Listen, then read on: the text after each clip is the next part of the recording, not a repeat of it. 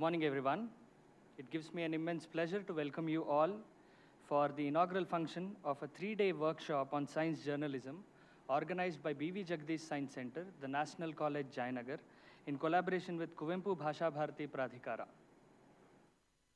We have with us Dr. A.H. Rama, the President of National Education Society of Karnataka, a renowned educationist and philanthropist.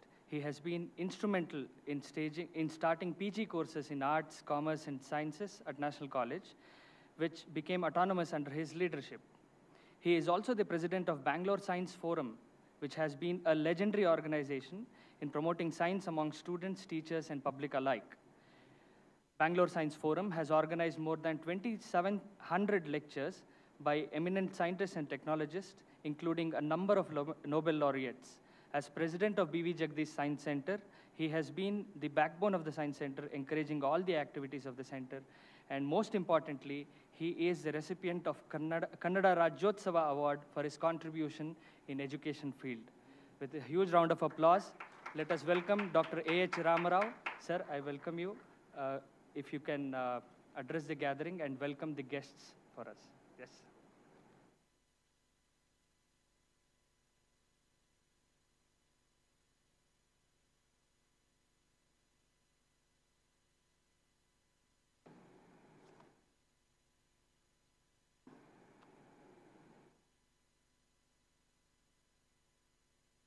Today's chief guest, Sri M.K. Bhaskar, and another person sitting to the left is Sri B.V. Jagdish. Now, it is this name, B.V. Jagdish Science Center. He donated some amount of money from which we built this B.V. Jagdish Science Center. And our ಹೆಸರಿನ ಎಲ್ಲೂ print ಮಾಡಿಲ್ಲ. ಕಾರಣ ಹೇಳ್ತೀನಿ ಅಂತೇಳಿ. ಬನ್ನಿ Nagaraj Reddy.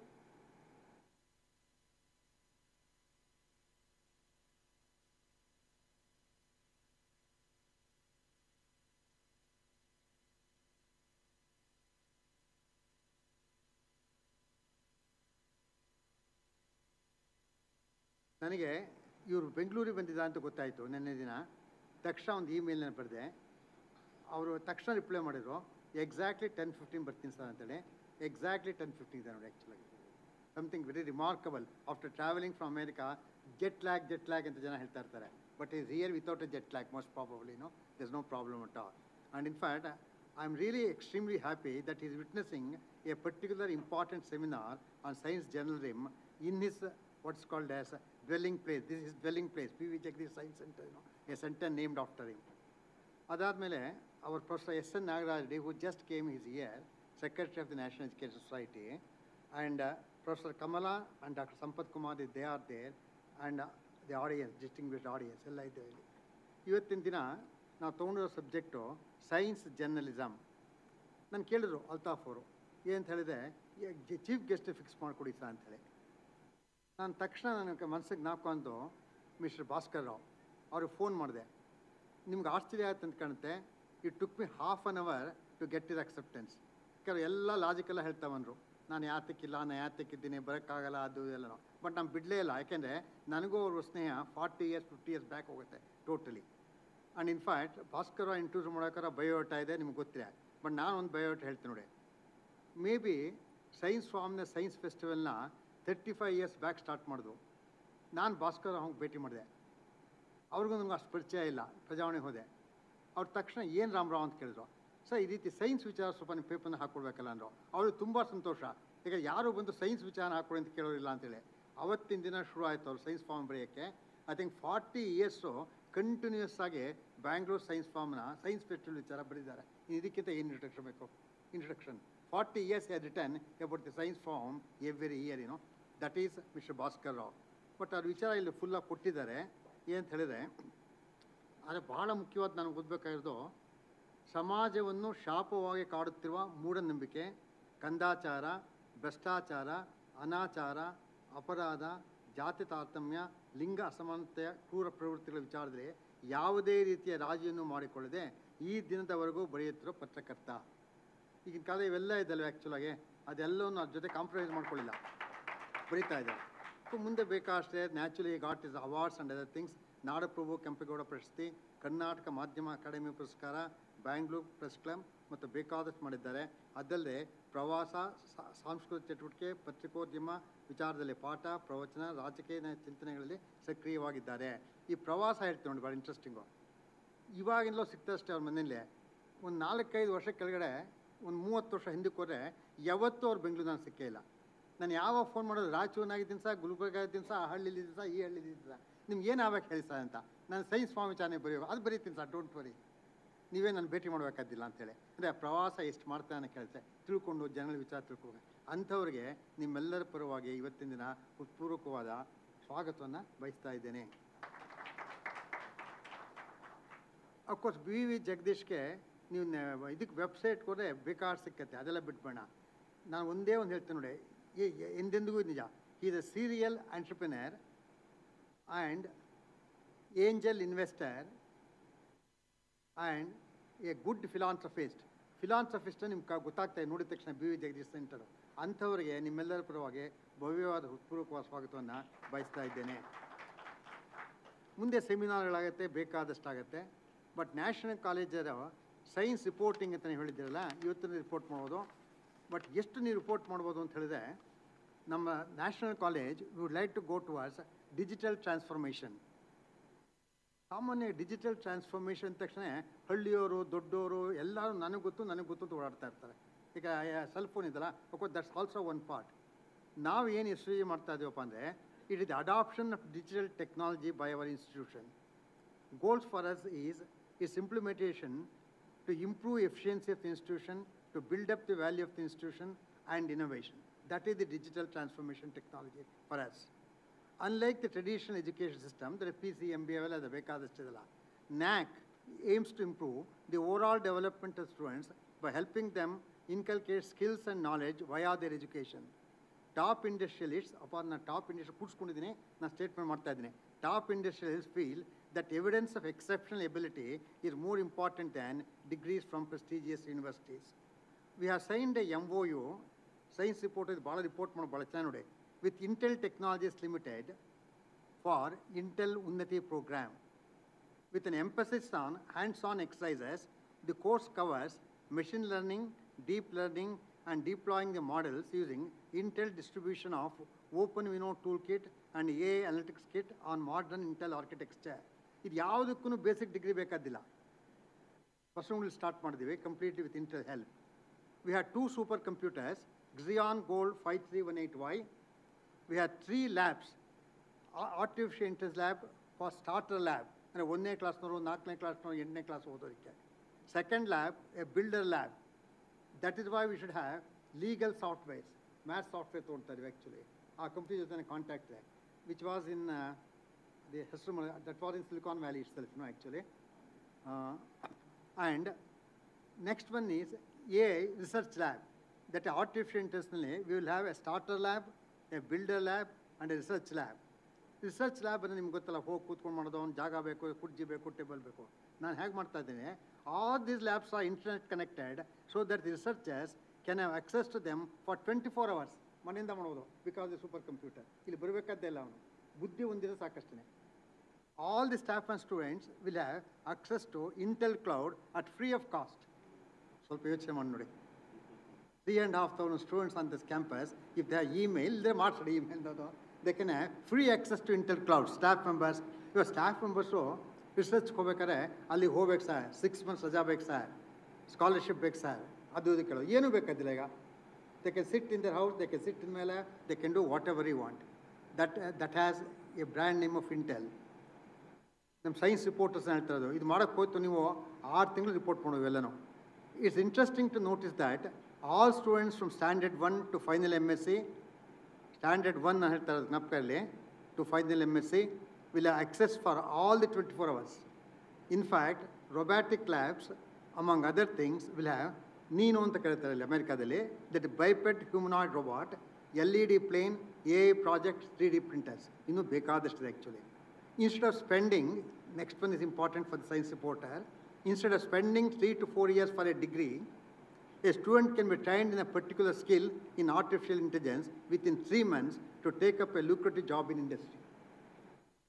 All ready is actually, completely. Students will be awarded All the labs are in progress and will enforce within 3 months. Students will be awarded co-branded Intel certificates. ನಮ್ಮ college student ಆಗಬೇಕಾದ್ರೆ ಯಾರೋ ಒಬ್ಬ ಬರ್ತಾನೆ, ಅವನು ಏನು ಪಾಸ್ ಮಾಡಿದೀನಿ ಅಂತ ಕೇಳಲ್ಲ. If is interested in learning this one, ಕಲಿತಾನೆ, ಅವ್ನಿಗೆ ಸರ್ಟಿಫಿಕೇಟ್ ಬೇಕಾ? ನ್ಯಾಷನಲ್ ಕಾಲೇಜ್ ಸರ್ಟಿಫಿಕೇಟ್ ಅಲ್ಲ, ಧಾರವಾಡ ಸರ್ಟಿಫಿಕೇಟ್ ಅಲ್ಲ, ಅಥವಾ ಇನ್ಯಾವುದೋ ಅಮೇರಿಕಾ ಸರ್ಟಿಫಿಕೇಟ್ ಅಲ್ಲ, national college inter co-branded certificate. ಇದಕ್ಕಿಂತ ಏನು ಬೇಕು ಆ್ಯಕ್ಚುಲಾಗಿ? 3 months ಸಿಕ್ಕೋಗುತ್ತೆ ಅವನಿಗೆ. He can be employed immediately. AI lab, Artificial Intelligence Lab, is a boon to implement the policies of National Education Program. ನೀವೆಲ್ಲ NEP ಅಂತ ಹೇಳ್ತಾ ಇರ್ತೀರಲ್ಲ, in letter and spirit for autonomous institutions. That AI lab. In fact, ಇಲ್ಲಿ ಎಷ್ಟು ಜನ ಅರ್ಥ ಮಾಡ್ಕೊಳಕ್ಕೆ ಗೊತ್ತಿರೋ, but Jagdish will understand it. After a lot of discussion in Artificial Intelligence Lab, conclusion from the top scientists and top industrialists is, ಇವಾಗ ನಾವೇನು ಮಾಡ್ತೀವಿ, ಒಬ್ಬ ಬರ್ತಾನೆ, ಥ್ರೂಔಟ್ ಮೈ ಲೈಫ್ ವರ್ಕ್ ಮಾಡಿದೆ sir, 7 days a week work ಮಾಡಿದೆ. ಇನ್ನೊಬ್ಬ ಬರ್ತಾನೆ, ನಾನು 1 day ರೆಸ್ಟ್ ಬೇಕು sir, Sunday, generally Sunday rest ಎವ್ರಿವೆ, 6 days ಮಾತ್ರ ಸಾಕು ಸರ್ ವರ್ಕ್ ಮಾಡಿದೆ. ಇನ್ನೊಬ್ಬ ಬರ್ತಾನೆ ಭಾಳ ಬುದ್ಧಿವಂತ, ನಾನು ನೈಟೆಲ್ಲ I burnt midnight oil during the night, I work it so much ಅಂತ ಬರ್ತಾನೆ. ಒಬ್ಬೊಬ್ಬರು ಕ್ಲೈಮ್ ಮಾಡ್ತಾರೆ. But artificial intelligence real adapt ಮಾಡಿದೆ, 3 days a week and 4 hours for that day, 12 hours a week. The rest of them is rest. In the sense, ಅವ್ನು ಮನೆ ಉಪಯೋಗಿಸ್ಬೋದು, ಇಲ್ಲ ಓಡಾಡ್ಕೊಬೋದು, ಟ್ರಿಪ್ ಹೋಗ್ಬೋದು, ಅರ್ನರ್ ಲೀವ್ ಕೇಳಬೇಕಾದಿಲ್ಲ, ಡೈಲಿ ಲೀವ್ ಕೇಳಬೇಕಾದಿಲ್ಲ, ಲೀವ್ನ ಆ್ಯಡ್ ಮಾಡಬೇಕಾದಿಲ್ಲ. All the people, if they work for 4 days, 4 hours for 3 days, it's enough, Rest of the period is for leisure. That is the opinion of the top scientists if you adopt the artificial intelligence. Jagadish ಹುಡುಗ ಆಗಿದ್ದಾಗ ನಾವೆಲ್ಲ ಫಿಸಿಕ್ಸೇ ಭಾಳ important ನಮಗೆ. ಇವಾಗ ನರಸಿಂಹನಲ್ಲಿ physics ಬಿಟ್ಟರೆ chemistry ಸಬ್ಜೆಕ್ಟೇ ಇಲ್ಲ. But CNR ಮುಂದೆ ಹೇಳ್ಬಾರ್ದು ಅಷ್ಟೇ, ಇದನ್ನ ಫಿಸಿಕ್ಸೇ ಅವ್ರ ಸಬ್ಜೆಕ್ಟು. ಮ್ಯಾಥಮೆಟಿಕ್ಸು ಯಾಕೆ ಅಂದರೆ ಅದು ಮಾಡೋಕ್ಕೆ ಬೇಕು ಅವ್ರಿಗೆ ಆ್ಯಕ್ಚುಲಾಗಿ ಟೋಟಲಾಗಿ. ಅವ್ರು ಎಷ್ಟು ಹಠ ಅಂದರೆ, for 25 years we had only PCM combination. You know that we built a brand name for the National College. Afterwards we got all other combinations. I don't think it added any color to it, or 25 is ತರದು. ಹಾಗೆ ಇವತ್ತಿನ ದಿನ physics chemistry ಹಿಡ್ಕೊಂಡಾಗೋದಿಲ್ಲ.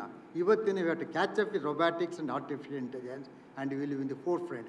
ಹೇಗೆ national college ಫಿಸಿಕ್ಸ್ನ forefront ಬಂತಲ್ಲ, ಇವತ್ತು there's another second occasion where if you can really tackle the artificial intelligence and see that. ಇವಾಗ ನಮಗೆ 100 ಜನ PUC ಬೇಕು, ಅಷ್ಟೇ ಸೀಟ್ ಕೊಡೋಕ್ಕಾಗ್ತಾಯಿದ್ದು. ಬಟ್ ಈ ಲ್ಯಾಬ್ನಲ್ಲಿ 3000 ಜನ ಬಂದು ನಿಂತ್ಕೊಂಡು ಇಟ್ಕೊಂಡ್ರೆ, ಆ 3000 ಜನಕ್ಕೆ ಇಮೇಲ್ ಕೊಡ್ತೀನಿ, ವರ್ಕ್ ಮಾಡೋದು ಹೇಳ್ತೇನೆ using instrument. And I can take 10,000 students if you want.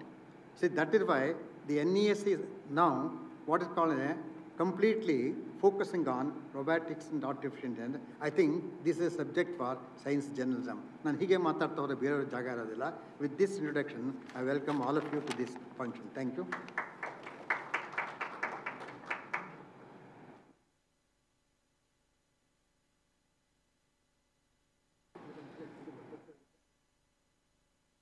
Thank you so much, sir.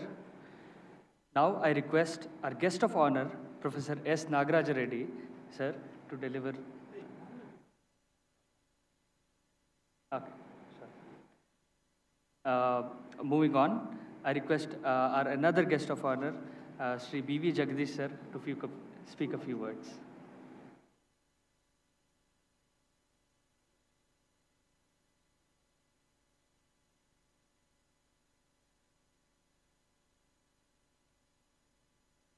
Good morning, all of you. All of you who are physically present here, as well as the ones who are watching this on the internet. I think we are observing a absolutely incredible phenomena these days with events, what this is called as the hybrid events. Hybrid events are the ones where people are physically present as well as watching the same program on the internet. Once again, a lot of the credit actually goes to science. So this was the purpose of supporting Dr. H.N. back in 2000 when he came and asked me as his last dream to build a science center in Jayanagar National College, which is a college that I went to back in 1970-71. So this is where I did my pre-university. Back in my days, that was the last year of the 1-year PUC. And then from here, I went to Basungudi National College to do my BSc in PCM, and then I went on to become an engineer at UVC. But those were the real transformational days for me personally, and as well as a lot of the things that were going on in this world. Science is such an important phenomenon that we should have access to science and experiments of science to everybody. That was the objective, whether students are in cities or students are in rural. The goal is to have every one of the child to get access to science experiments. And science, as you have seen, is the foundation of everything. I mean, if you look at why is Germany so successful, why is America so successful, the amount of research that is done and the amount of knowledge that they have acquired, and translating that knowledge through this research into physical products, whether it's an automobile, whether it is agriculture, whether it is manufacturing, any of the technologies, ultimately it comes down to science and innovation. Space technology, right? All of these things. So India, by the way, has also started to play a very important role in science. And those of you who must have observed in the last 3 or 4 months, Indian Institute of Science made an announcement that they are going to create a medical college and medical research and the bioscience research. So all of this combined together, a medical hospital, a medical college, and a bioscience research, all three combined together, we should be able to discover the new medicines for the human problems and the challenges that we're going to face, which we experienced in the last 2 years. Nobody expected that a virus like this would come and put a stop in the entire world. And by the way, India was equally fast enough to come up with a response just like any other Western country. We did not depend on the Western countries to give us the vaccine in this country. And those of you who have not observed, in Pune, there is a company that has produced for the first time in India, and one of the very few companies to come up with the same mRNA vaccination, which is the vaccination that was done by Moderna in America and Pfizer. These are the two companies that came up with this mRNA technology. mRNA stands for messenger RNA. RNA is nothing but a representation of protein. RNA is nothing but representation of protein.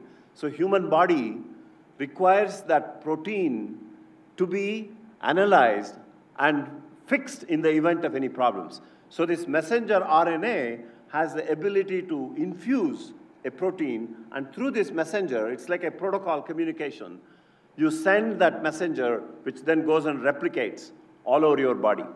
So this company in Pune, for the first time in India, is actually coming up with this mRNA technology, and that's just the beginning of a lot of the future things that you're going to see. Because when humans' evolution is happening at the rate that is happening today, we get to interact with other people in the rest of the world. We get to interact with animals in the rest of the world. We don't know what disease, who carries where and what, and how that disease gets into our body. So countries and the world cannot come to standstill when an event like this happens. You have to have science to address these issues. And I'm so happy today that Jayanagar National College, B.V. Jagdish Science Center is organizing this event on journalism, which, by the way, is very important because journalism plays an absolutely essential role in educating the societies, because they are the best mode of how messages can be sent to billions of people around the world. And I'm so happy that an event like this happening today, and that's why when Professor AHR and Sri Nataraj reached out to me yesterday, and I said, I will make the time, and I want to attend this. I really want to participate in this thing, to know what is going on, and share my own thoughts as well. I'm so excited to see all of you participating in this, and so excited that such eminent personalities are here to talk about the impact of science in journalism and other way as well, and I very much look forward to it. Thank you so much.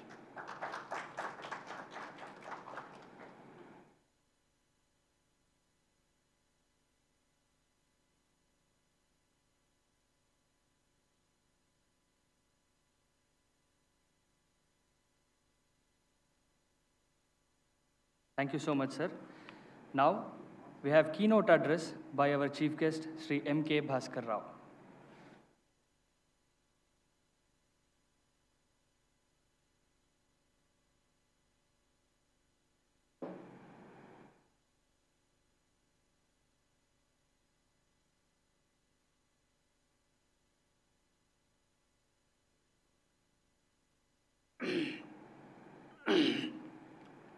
ಸಭೆಗೆ ನಮಸ್ಕಾರ. ವೇದಿಕೆಯ ಮೇಲೆ, ವೇದಿಕೆಯ ಮುಂಭಾಗದಲ್ಲಿರೋ ಎಲ್ಲ ಹಿರಿಯರು, ಗಣ್ಯರೇ ಹಾಗೂ ನನ್ನ ವಿದ್ಯಾರ್ಥಿ ಮಿತ್ರರೇ,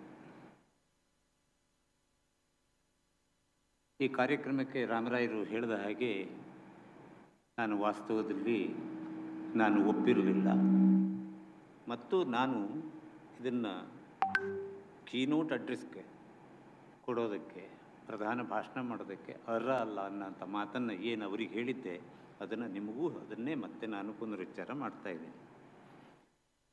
ಆದರೆ ಒಂದು ಜವಾಬ್ದಾರಿ ಇತ್ತು. ಮಾಧ್ಯಮದಲ್ಲಿ 55 ವರ್ಷಗಳ ಕಾಲ ಇದ್ದ ಒಬ್ಬ ವ್ಯಕ್ತಿಗೆ ಪತ್ರಿಕೋದ್ಯಮ ಮತ್ತು ವಿಜ್ಞಾನ ಇವೆರಡರ ನಡುವಿನ ಒಂದು ಅವಿನಾಭಾವ ಸಂಬಂಧ ಏನಿದೆ, ಅದು ಮನುಷ್ಯ ಮತ್ತು ಪ್ರಕೃತಿಯ ಸಂಬಂಧ ಇದ್ದ ಹಾಗೆ. ಪ್ರಕೃತಿಯನ್ನು ಬಿಟ್ಟು ಮನುಷ್ಯ ಇಲ್ಲ, ಆದರೆ ಮನುಷ್ಯನನ್ನು ಬಿಟ್ಟು ಪ್ರಕೃತಿ ಇರಬಲ್ಲದು. ಹಾಗಾಗಿ ನಾವು ಅದರ ಮೇಲೆ ಅವಲಂಬನೆ ಆಗಬೇಕಾಗಿದೆ, ನಾವು ಪ್ರಕೃತಿಯ ಮೇಲೆ. ವಿಜ್ಞಾನವೂ ಅಷ್ಟೇ, ವಿಜ್ಞಾನವನ್ನು ಬಿಟ್ಟು ಮನುಷ್ಯ ಬದುಕೋಕ್ಕೆ ಸಾಧ್ಯ ಇಲ್ಲ. ಅದು ಜಗತ್ತಿನ ಸಾರ್ವಕಾಲಿಕ ಸತ್ಯ. ಈ ವಿಜ್ಞಾನವನ್ನು ನಾವು ತಗೊಂಡು ಹೋಗೋದು ಹೇಗೆ ಮುಂದಕ್ಕೆ?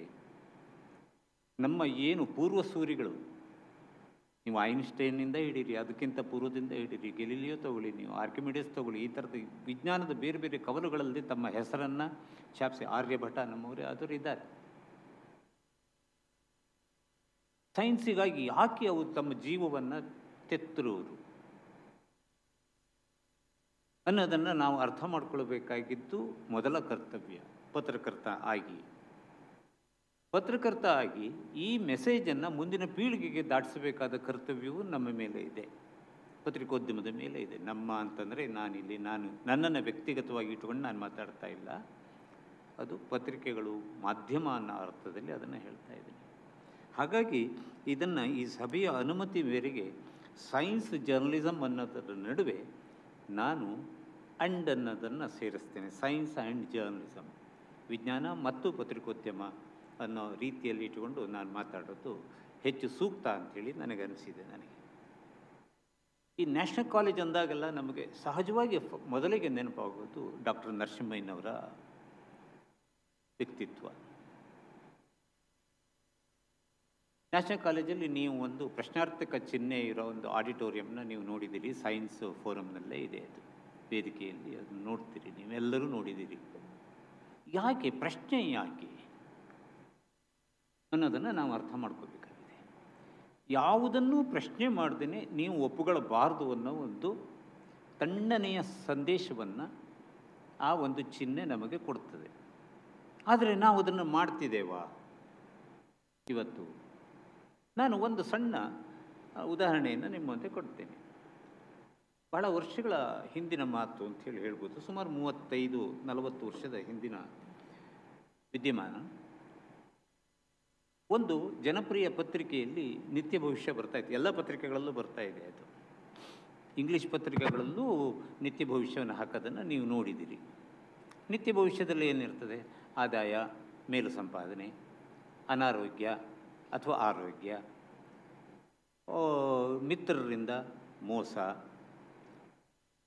ಸ್ನೇಹಿತರಿಂದ ಕಿರುಕುಳ, ಗಂಡನಿಗೆ ವಂಚನೆ, ಹೀಗೆ ಇಂಥದ್ದನ್ನು ನೀವು ಎರಡೆರಡು ವಾಕ್ಯಗಳಲ್ಲಿ ನೀವು ನಿತ್ಯ ಭವಿಷ್ಯವನ್ನು ಅರ್ಥ ಮಾಡ್ಕೊಳ್ತೀರಿ. ನನ್ನ ರಾಶಿಯಲ್ಲಿ ಈಗ ನಂದು ಮೇಷರಾಶಿ ಅನ್ನೋದಾದರೆ ಅಥವಾ ಮಿಥುನ ರಾಶಿ ಅನ್ನೋದಾದರೆ ಅಥವಾ ಮೀನ ರಾಶಿ ಅನ್ನೋದಾದರೆ ಲಕ್ಷಾಂತರ ಜನ ಇದ್ದಾರೆ. ಯಾರಿಗೂ ಒಬ್ರಿಗೆ ಅದು ಕ್ಲಿಕ್ ಆಗಿಬಿಡ್ತದೆ. ಅವನಿಗೆ ಅದು ಹೆಂಡತಿಯಿಂದ ಜಗಳ ಅಂಥೇಳಿ ಇರ್ತದೆ. ಹೌದು, ಬೆಳಗ್ಗೆ ಜಗಳ ಆಗಿಬಿಟ್ಟಿರುತ್ತೆ ಅವನ ಮನೇಲಿ. ಅವನು ಅದನ್ನು ನಂಬೋದಕ್ಕೆ ಅವನಿಗೆ ಅಷ್ಟು ಸಾಕು, ಇವತ್ತು ನಿತ್ಯ ಭವಿಷ್ಯದಲ್ಲಿ ಇತ್ತಲ್ವ ಇದು ಅಂಥೇಳಿ. ಇಂಥ ಒಂದು ಬುಡುಬುಡಿಕೆಯ ಶಾಸ್ತ್ರವನ್ನು ನಿಲ್ಲಿಸಬೇಕುಳ್ಳ ತೀರ್ಮಾನವನ್ನು ಅವತ್ತು ಆ ಪತ್ರಿಕೆಯ ಸಂಪಾದಕರು ತಗೊಳ್ತಾರೆ. 35 ವರ್ಷದ ಹಿಂದೆ ಮಾತು. ಆವಾಗ ಈಗಿನ ಹಾಗೆ ಸೋಷಿಯಲ್ ಮೀಡಿಯಾ ಇರಲಿಲ್ಲ. ದಿಢೀರಂತ ಕಳಿಸೋದಕ್ಕೆ ಇದು ಇಮೇಲ್ ವ್ಯವಸ್ಥೆ ಇರಲಿಲ್ಲ. ಈ ರೀತಿಯ ತೊಂದರೆಗಳಿತ್ತು. ಬರೆದು ಪೋಸ್ಟ್ ಮಾಡಬೇಕಿತ್ತು. ಆ ಪತ್ರಿಕೆಗೆ ಬೀರೂರಿನ ಒಬ್ಬರು ಸೋಕಾಲ್ಡ್ ತಥಾಕಥಿತ ಜ್ಯೋತಿಷಿ ಆ ನಿತ್ಯ ಜ್ಯೋತಿಷ್ಯವನ್ನು, ನಿತ್ಯ ಭವಿಷ್ಯವನ್ನು ಬರಿತಾ ಇದ್ದರು. ಅವರಿಗೆ ಒಂದು ಕಾಗದ ಹೋಗುತ್ತೆ, ನೀವು ಇನ್ನು ಮುಂದೆ ಕೊಡೋದು ಬೇಡ ಅಂಥೇಳಿ. 3 ದಿವಸ ಆದಮೇಲೆ ಆ ಕಾಗದ ಅವ್ರಿಗೆ ರೀಚ್ ಆಗುತ್ತೆ. ಅವ್ರು ಬರೆಯೋದನ್ನು ಬಿಟ್ಟರು.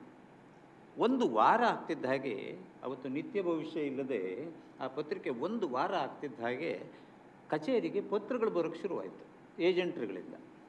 ಜಗದೀಶ್ ಅವರೇ, ಬೇರೆ ಬೇರೆ ರಾಜ್ಯದ ಮೂಲೆಗಳಲ್ಲಿರೋ ಆ ಪತ್ರಿಕೆ ಏಜೆಂಟ್ರುಗಳು ಪತ್ರ ಬರೆದ್ರು ಮ್ಯಾನೇಜ್ಮೆಂಟಿಗೆ, ನೀವು ನಿತ್ಯ ಭವಿಷ್ಯ ನಿಲ್ಲಿಸಿದ್ದೀರಿ, ಪತ್ರಿಕೆ ಬೇಡ ಹೇಳಿ ಓದುಗರು ಹೇಳ್ತಾ ಇದ್ದಾರೆ ಅಂತ. ಒಂದೇ ಸಾರಿಗೆ ಪತ್ರಿಕೆಯ ಸರ್ಕ್ಯುಲೇಷನ್ನು ಅಗಾಧವಾದ ಪ್ರಮಾಣದಲ್ಲಿ ಕುಸ್ತೋಗ ಅಂತ ಪರಿಸ್ಥಿತಿ ಬಂದಾಗ ಮತ್ತೆ ಆ ಮ್ಯಾನೇಜ್ಮೆಂಟ್ ತೀರ್ಮಾನ ತಗೊಳ್ತದೆ, ನಾವು ನಿತ್ಯ ಭವಿಷ್ಯವನ್ನು ಹಾಕಬೇಕು ಅಂತ.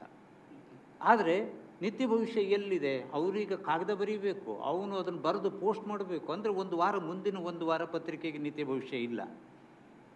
ಯಾರು ಬರೀಬೇಕು? ಆವಾಗ ಸಂಪಾದಕರು ತೀರ್ಮಾನ ತಗೊಂಡ್ರು, ನೀವೇ ಯಾರಾದರೂ ಬರ್ಕೊಡ್ರಪ್ಪ ದಿನಕ್ಕೆ 1 ಸಾರಿ ಅಂತಂದರು. ಬರೆದಿದ್ದಾಯಿತು. ನಾನೂ ಬರೆದೆ, ನಿತ್ಯ ಭವಿಷ್ಯನ ನಾನೂ ಬರೆದೆ. ತಿಂಗಳು ಕೊನೆ ಆಗಿದ್ದರಿಂದ ಮನೆಯಲ್ಲಿ ಕಿರಿಕಿರಿ, ಸಂಬಳ ದುಡ್ಡು ಇರೋದಿಲ್ಲ, ಆಯಿತಾ, ಹೆಂಡತಿಗೆ ಅನಾರೋಗ್ಯ, ಒಬ್ಬರಲ್ಲ ಒಬ್ಬರು ಹೆಂಡತಿಗೆ ಅನಾರೋಗ್ಯ ಆಗಿರಲೇಬೇಕಲ್ಲ. ಹೀಗೆ ಅಂದರೆ ವೈಜ್ಞಾನಿಕ ಮನೋಭಾವವನ್ನು ತರಬೇಕು ಅಂಥೇಳಿ ಪತ್ರಿಕೆಗಳು ಪ್ರಯತ್ನ ಪಟ್ಟರೂ ಕೂಡ ವ್ಯವಸ್ಥೆ ಅನ್ನೋದಿದೆಯಲ್ಲ, ಒಂದು ಜನರ ಮಾನಸಿಕ ವ್ಯವಸ್ಥೆ ಅನ್ನೋದಿದೆಯಲ್ಲ, ಆ ಮಾನಸಿಕ ವ್ಯವಸ್ಥೆ ಅದಕ್ಕೆ ಅಷ್ಟು ಸುಲಭವಾಗಿ ಬಿಟ್ಕೊಡೋದಿಲ್ಲ ಅನ್ನೋದನ್ನು ನಾವು ಅರ್ಥ ಮಾಡ್ಕೊಳ್ಬೇಕಾಗಿದೆ. ಪ್ರಶ್ನೆಯ ಬಗ್ಗೆ ನಾನು ಮಾತಾಡ್ತಾ ಇದ್ದೆ. HN ಅವರ ಘಟನೆ ಕುರಿತು ನಾನು 2 ಮಾತನ್ನು ಇಲ್ಲಿ ಹೇಳಲೇಬೇಕು. ವಿಜ್ಞಾನ ಮತ್ತು HN ಅವರು ಒಂದೇ ನಾಣ್ಯದ 2 ಮುಖಗಳು ಅಂತ ಹೇಳಿ. ಒಂದೇ ನಾಣ್ಯದ 2 ಮುಖ ಅಂತಂದರೆ ಅದು ಅಷ್ಟು ಸರಿಯಾದ ಹೋಲಿಕೆ ಅಲ್ಲ. ಯಾಕೆಂದರೆ ನಾಣ್ಯದ ಒಂದು ಮುಖ ಇನ್ನೊಂದು ಮುಖ ಗೊತ್ತಿರೋದಿಲ್ಲ. ಆದರೆ HNಗೆ ಅವು 2 ಗೊತ್ತಿತ್ತು ಅನ್ನೋದೇ ವಿಶೇಷ. ನೀವು ಯಾವುದೇ ನಾಣ್ಯ ಇನ್ನೊಂದು ಮುಖನ ಆ ಒಂದು ಮುಖ ನೋಡಿರೋದಿಲ್ಲ ಅಲ್ವಾ. HN ವಿಜ್ಞಾನವನ್ನು ಅವರು ತಾವು ನಂಬಿದ್ರು, ತಾವು ಆಚರಿಸ್ತಾ ಇದ್ದರು, ಇನ್ನೊಬ್ಬರು ಅದನ್ನು ಫಾಲೋ ಮಾಡಬೇಕು ಅಂತ ಹೇಳಿ ಬಯಸ್ತಾ ಇದ್ದರು. ವಿಜ್ಞಾನಕ್ಕೆ ವಿರೋಧವಾದದ್ದು ಏನಿದ್ರೂ ಕೂಡ ಅವರು ಅದನ್ನು ಪ್ರಶ್ನೆ ಮಾಡ್ತಿದ್ದರು. ಅವರು ಸದನದಲ್ಲಿ 6 ವರ್ಷಗಳ ಕಾಲ ಶಾಸಕರಾಗಿದ್ದ ಸಂದರ್ಭದಲ್ಲಿ ನಾನು ವರದಿಗಾರ ಆಗಿದ್ದೆ. ನಾನು HN ಅವರ ವಾದ ವೈಖರಿಯನ್ನು ಅಥವಾ ಅವರು ಮಂಡಿಸ್ತಾ ಇದ್ದ ವಿಚಾರಗಳನ್ನು ನಾನು ಬಹಳ ಹತ್ತಿರದಿಂದ ನೋಡಿದವನಾಗಿ ವರದಿ ಮಾಡಿ ನಾನು ನನ್ನ ಪಾಲಿನ ಕರ್ತವ್ಯನ ನಿರ್ವಹಿಸಿದ್ದೆ. ಅವರು ವಿಧಾನಸಭೆಯಲ್ಲೂ ಹೇಳ್ತಾ ಇದ್ದ ಮಾತು, ಹೊರಗಡೆಗೂ ಹೇಳ್ತಾ ಇದ್ದ ಮಾತು ಏನು, ಆವಾಗ ಒಂದು ದೊಡ್ಡ ನಡೆದಿತ್ತು. ಒಬ್ಬರು ಬಾಬಾ ಬಹಳ ದೊಡ್ಡದಾಗಿ ಜಗದ್ವಿಖ್ಯಾತರಾದಂಥ ಒಂದು ಹೆಸರನ್ನು ಮಾಡಿದರು. ಅವರು ಪವಾಡಗಳನ್ನು ಸೃಷ್ಟಿ ಮಾಡ್ತಿದ್ರು ಅಂತಿದ್ರು. ಪವಾಡ ಅಂದ ಕೂಡಲೇ ಅದು ಅಲೌಕಿಕ ಆದದ್ದಾಗತ್ತೆ. ಮ್ಯಾಜಿಕ್ ಅಂದರೆ ಅದು ಲೌಕಿಕದ್ದಾಗತ್ತೆ. ನಮ್ಮಲ್ಲಿ ಮೆಜಿಷಿಯನ್ ಸರ್ಕಾರದಿಂದ ಹಿಡಿದು ಬೇಕಾದಷ್ಟು ಜನದವರೆಗೆ ಮೆಜಿಷಿಯನ್ಸ್ ಇದ್ದಾರೆ. ಅವರು ಅದನ್ನು ಎಂದು ತಾವು ಮಾಡ್ತಾ ಇರೋದು ಪವಾಡ ಅಂಥೇಳಿ ಕರೆದುಕೊಂಡಿರಲಿಲ್ಲ, ಅದನ್ನು ಲೌಕಿಕವಾದದ್ದು, ಅದೊಂದು ವಿದ್ಯೆ ಅದು, ಅದನ್ನು ಅವರು ಸಾದರಪಡಿಸ್ತಾ ಇದ್ದರು.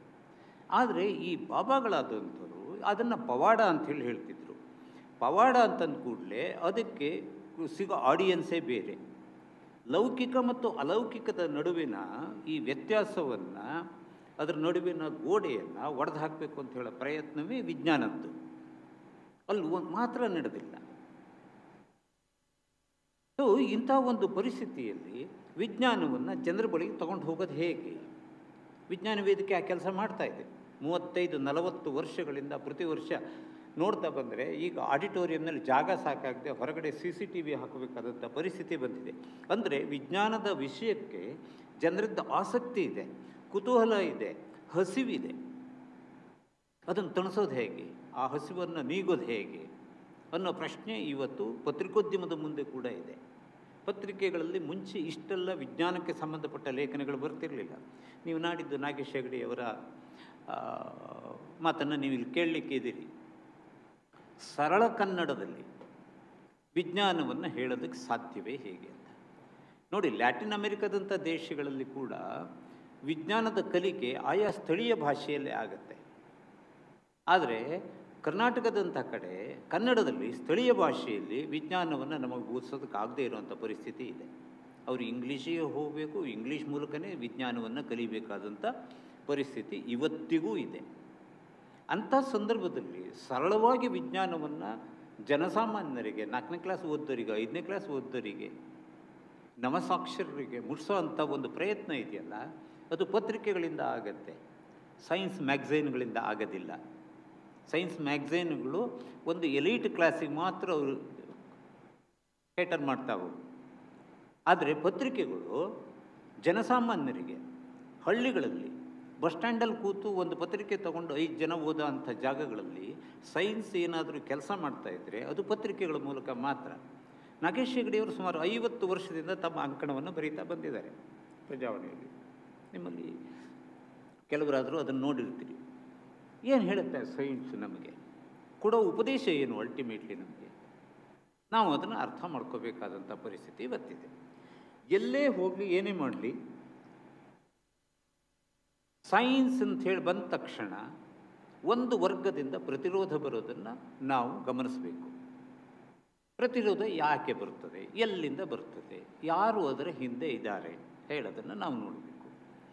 ನೋಡಿ, ಎಲ್ಲ ಧರ್ಮಗಳಲ್ಲೂ ಜಗತ್ತಿನಲ್ಲಿ ನೀವು ಪಟ್ಟಿ ಮಾಡಬಹುದಾದ ಎದಿಂದ ಝಡ್ವರೆಗಿನ ಧರ್ಮಗಳು ಏನಿದ್ದಾವೆ, ಎಲ್ಲ ಧರ್ಮಗಳು ವಿಜ್ಞಾನದ ವಿರೋಧಿಗಳು ಹೇಳೋದನ್ನು ನಾವು ಮರಿಬಾರ್ದು. ಎಲ್ಲ ಧರ್ಮಗಳು, ಆ ಧರ್ಮ ಈ ಧರ್ಮ ಅಂಥೇಳಿ ನಾವು ಹೆಸರು ಹೇಳಬೇಕಾದ ಅಗತ್ಯವೇ ಇಲ್ಲ. ಯಾಕೆಂದರೆ ಧರ್ಮದ ಮೂಲವೇ ಹೆಚ್ಚಿನ ಸಂದರ್ಭಗಳಲ್ಲಿ ಮೂಢನಂಬಿಕೆ. ಕಾರ್ಲ್ ಮಾರ್ಕ್ಸ್ ಹೇಳ್ತಾನೆ, ಧರ್ಮ ಅನ್ನೋದು ಅಫೀಮ್ ಇದ್ದ ಹಾಗೆ. ಒಮ್ಮೆ ನೀವು ಅದಕ್ಕೆ ಈಲ್ಡಾದರೆ ಮುಂದೆ ನೀವು ಅದರಿಂದ ಬಿಡುಗಡೆ ಹೊಂದೋದು ಕಷ್ಟ ಅನ್ನೋ ಒಂದು ಮಾತಾಡ್ತಾನೆ. ಇತ್ತೀಚೆಗೆ ಒಂದು ಪ್ರಕರಣದಲ್ಲಿ ಕಾರ್ಲ್ ಮಾರ್ಕ್ಸ್ ಅನುಯಾಯಿಗಳು ಒಂದು ಮೌಢ್ಯದ ಪರವಾಗಿ ನಿಲ್ಲ ಅಂತ ಸನ್ನಿವೇಶವನ್ನು ಕರ್ನಾಟಕ ನೋಡ್ತು, ದೇಶ ನೋಡ್ತು, ಜಗತ್ತು ನೋಡ್ತಾ ಇದೆ. ಅಂದರೆ ನಮ್ಮ ದೇಶದಲ್ಲಿ ರಾಜಕೀಯ ಪಕ್ಷಗಳು ಕೂಡ ವೈಜ್ಞಾನಿಕ ನೆಲೆಯ ಮೇಲೆ ಸ್ಥಾಪಿತವಾದಂಥ ರಾಜಕೀಯ ಪಕ್ಷಗಳು ಎಲ್ಲವುದೂ ಅಲ್ಲ. ಕೆಲವುದು ಧರ್ಮದ ಆಧಾರದ ಮೇಲೆ ಹುಟ್ಟಿದ ಪಕ್ಷಗಳಿದ್ದಾವೆ. ನಾವು ಅದಕ್ಕೆ ಎಕ್ಸ್ಕ್ಯೂಸ್ ಕೊಟ್ಬಿಡೋಣ. ಯಾಕೆಂದರೆ ಅವ್ರದ್ದು ಹಿಡನ್ ಅಜೆಂಡಾ ಇಲ್ಲ, ಅವ್ರದ್ದು ಡಿಕ್ಲೇರ್ಡ್ ಅಜೆಂಡಾ. ಧರ್ಮವನ್ನು ನಾವು ರಾಜಕೀಯಕ್ಕೆ ಬಳಸ್ಕೊಳ್ತೇವೆ, ಹಿಡನ್ ಅಜೆಂಡಾ ಅಲ್ಲ, ಅದು ಡಿಕ್ಲೇರ್ಡ್. ಅದರಿಂದ ಅದು ಅಪಾಯ ಅಲ್ಲ. ಯಾಕೆಂದರೆ ನಿಮಗೆ ಶತ್ರು ಯಾರು ಗೊತ್ತಿದ್ದರೂ ಅದನ್ನು ಫೇಸ್ ಮಾಡೋದು ಸುಲಭ. ಆದರೆ ಹಿಡನ್ ಅಜೆಂಡಾ ಇದ್ದ ಪೊಲಿಟಿಕಲ್ ಪಾರ್ಟೀಸು, ಫೋರ್ಸಸ್ಸು ಇದೆಯಲ್ಲ, ಅವು ಧರ್ಮದ ಧರ್ಮವನ್ನು ಬಳಸ್ಕೊಳ್ಳೋ ರೀತಿ ಇದೆಯಲ್ಲ, ಅದನ್ನು ನಾವು ನೋಡಬೇಕಾಗಿದೆ. ಇಂಥ ಒಂದು ಕಾರ್ಲ್ ಮಾರ್ಕ್ಸ್ ಅಂಥವರೆಲ್ಲ ಹೇಳಿದ ರೀತಿಯಲ್ಲಿ ನಾವು ವಿಜ್ಞಾನವನ್ನು ಒಂದು ನಿಕಷಕ್ಕೆ ಒಳಪಡಿಸಬೇಕಾದಂಥ ಸನ್ನಿವೇಶದಲ್ಲಿ ಇವತ್ತು ಜಗತ್ತು ನಿಂತಿದೆ.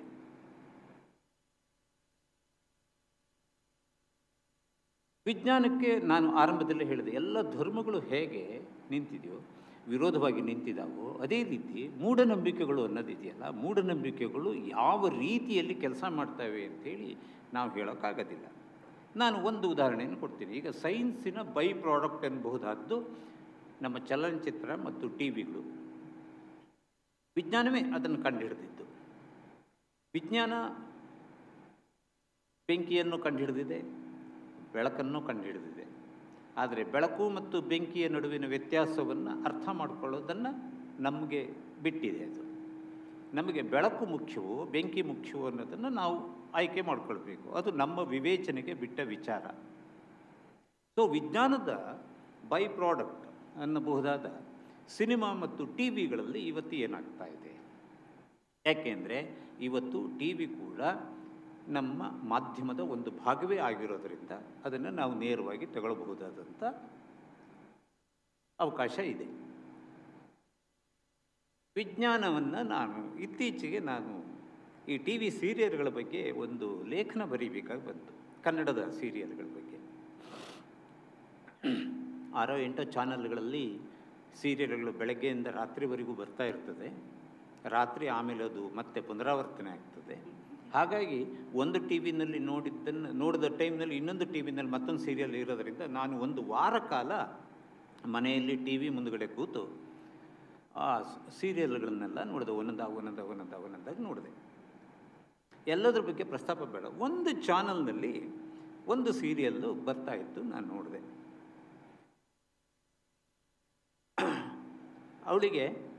ಅವಳು ಗರ್ಭವತಿ. ಅವಳಿಗೆ ಒಂದು ಹಾವು ಮನುಷ್ಯ ರೂಪ ತಾಳಿ ಅದರ ಜೊತೆಯಲ್ಲಿ ಸಮಾಗಮ ಆಗಿದೆ. ಆಕೆ ಗರ್ಭಿಣಿಯಾಗಿದ್ದಾಳೆ. ಸ್ಕ್ಯಾನಿಂಗಿಗೆ ಹೋಗ್ತಾರೆ.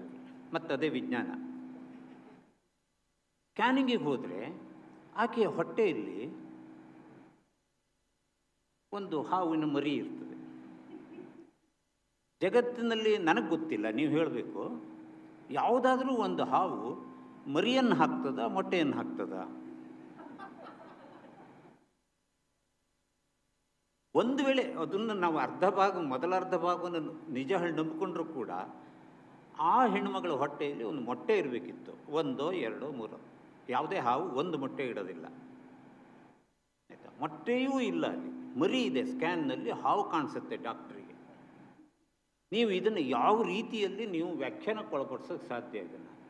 ಇದನ್ನು ವಿಜ್ಞಾನ ಅಂತಿರೋ? ಹೌದು, ಅವರು ಸ್ಕ್ಯಾನ್ ಮಾಡ್ತಾರೆ. ಡಾಕ್ಟ್ರಿದ್ದಾನೆ, ಅವನು ಅದೇ ವಿಜ್ಞಾನದ ವಿದ್ಯಾರ್ಥಿಯಾಗಿ ಡಾಕ್ಟ್ರಾದವನು. ನಮ್ಮ ಮೂಢನಂಬಿಕೆಗೆ ಇಮ್ಯಾಜಿನೇಷನ್ ಇದೆಯಲ್ಲ, ಅದಕ್ಕೆ ಎಷ್ಟಿದೆ ಅಂತಂದರೆ, ನಾವು ವಿಜ್ಞಾನದಲ್ಲಿ ಆ ಥರದ ಮೂಢನಂಬಿಕೆಗಳಿಗೆ ಅವಕಾಶ ಇಲ್ಲ ಅಂತ ಹೇಳಿ ತಿಳಿದಿದ್ವಿ. ಈಗ ಮೊನ್ನೆ ಒಂದು ಜಾಹೀರಾತು ನೀವು ನೋಡಿರಬೇಕು, JK ಟೈರ್ನವರು ಅನ್ಸತ್ತೆ, ಅದರದ್ದು ಜಾಹೀರಾತು ಬಂದಿದೆ. ಅದು ಹೋಗ್ತಾ ಹೋಗ್ತಾ ಮೊಳೆ ಚುಚ್ಚಿ ಪಂಕ್ಚರ್ ಆದರೆ ತನ್ನಿಂತಾನೇ ಇದಾಗುತ್ತೆ. ನೀವು 30 ವರ್ಷದ ಹಿಂದೆ ಇಯಾನ್ ಫ್ಲೆಮಿಂಗ್ ಬರೆದ ಒಂದು ಕಾದಂಬರಿಯಲ್ಲಿ ಅದರ ಪ್ರಸ್ತಾಪ ಬರುತ್ತದೆ.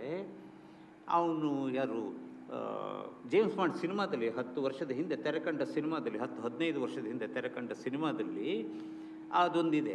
ಅವನ ಕಾರನ್ನು ಅಲ್ಲಿ ಮಳೆ ಹಾಕಿಬಿಟ್ಟಿರ್ತಾರೆ. ಜೇಮ್ಸ್ ಬಾಂಡ್ ಕಾರ್ ಮುಂದೆ ಹೋಗಬಾರ್ದು ಅಂತ. ಅವು ಕಾರ್ ಹೋಗುತ್ತೆ, ಅದು 4 ಟೈರ್ ಪಂಕ್ಚರ್ ಆಗುತ್ತೆ, ಮತ್ತು ಅದು ತನ್ನಿಂದ ತಾನೇ ಜೀವ ಪಟ್ಕೊಂಡು ಅವನು ಮೂವ್ ಆಗುತ್ತೆ. ನಾವು ಆವಾಗ ನಕ್ಕಿದ್ವಿ. ಇವತ್ತು ಅದು ವಾಸ್ತವ ಆಗಿಬಿಟ್ಟಿದೆ. JK ಟೈರ್ನವ್ರು ತಂದಿದ್ದಾರೆ ಅದನ್ನು ಮಾರ್ಕೆಟಿಗೆ.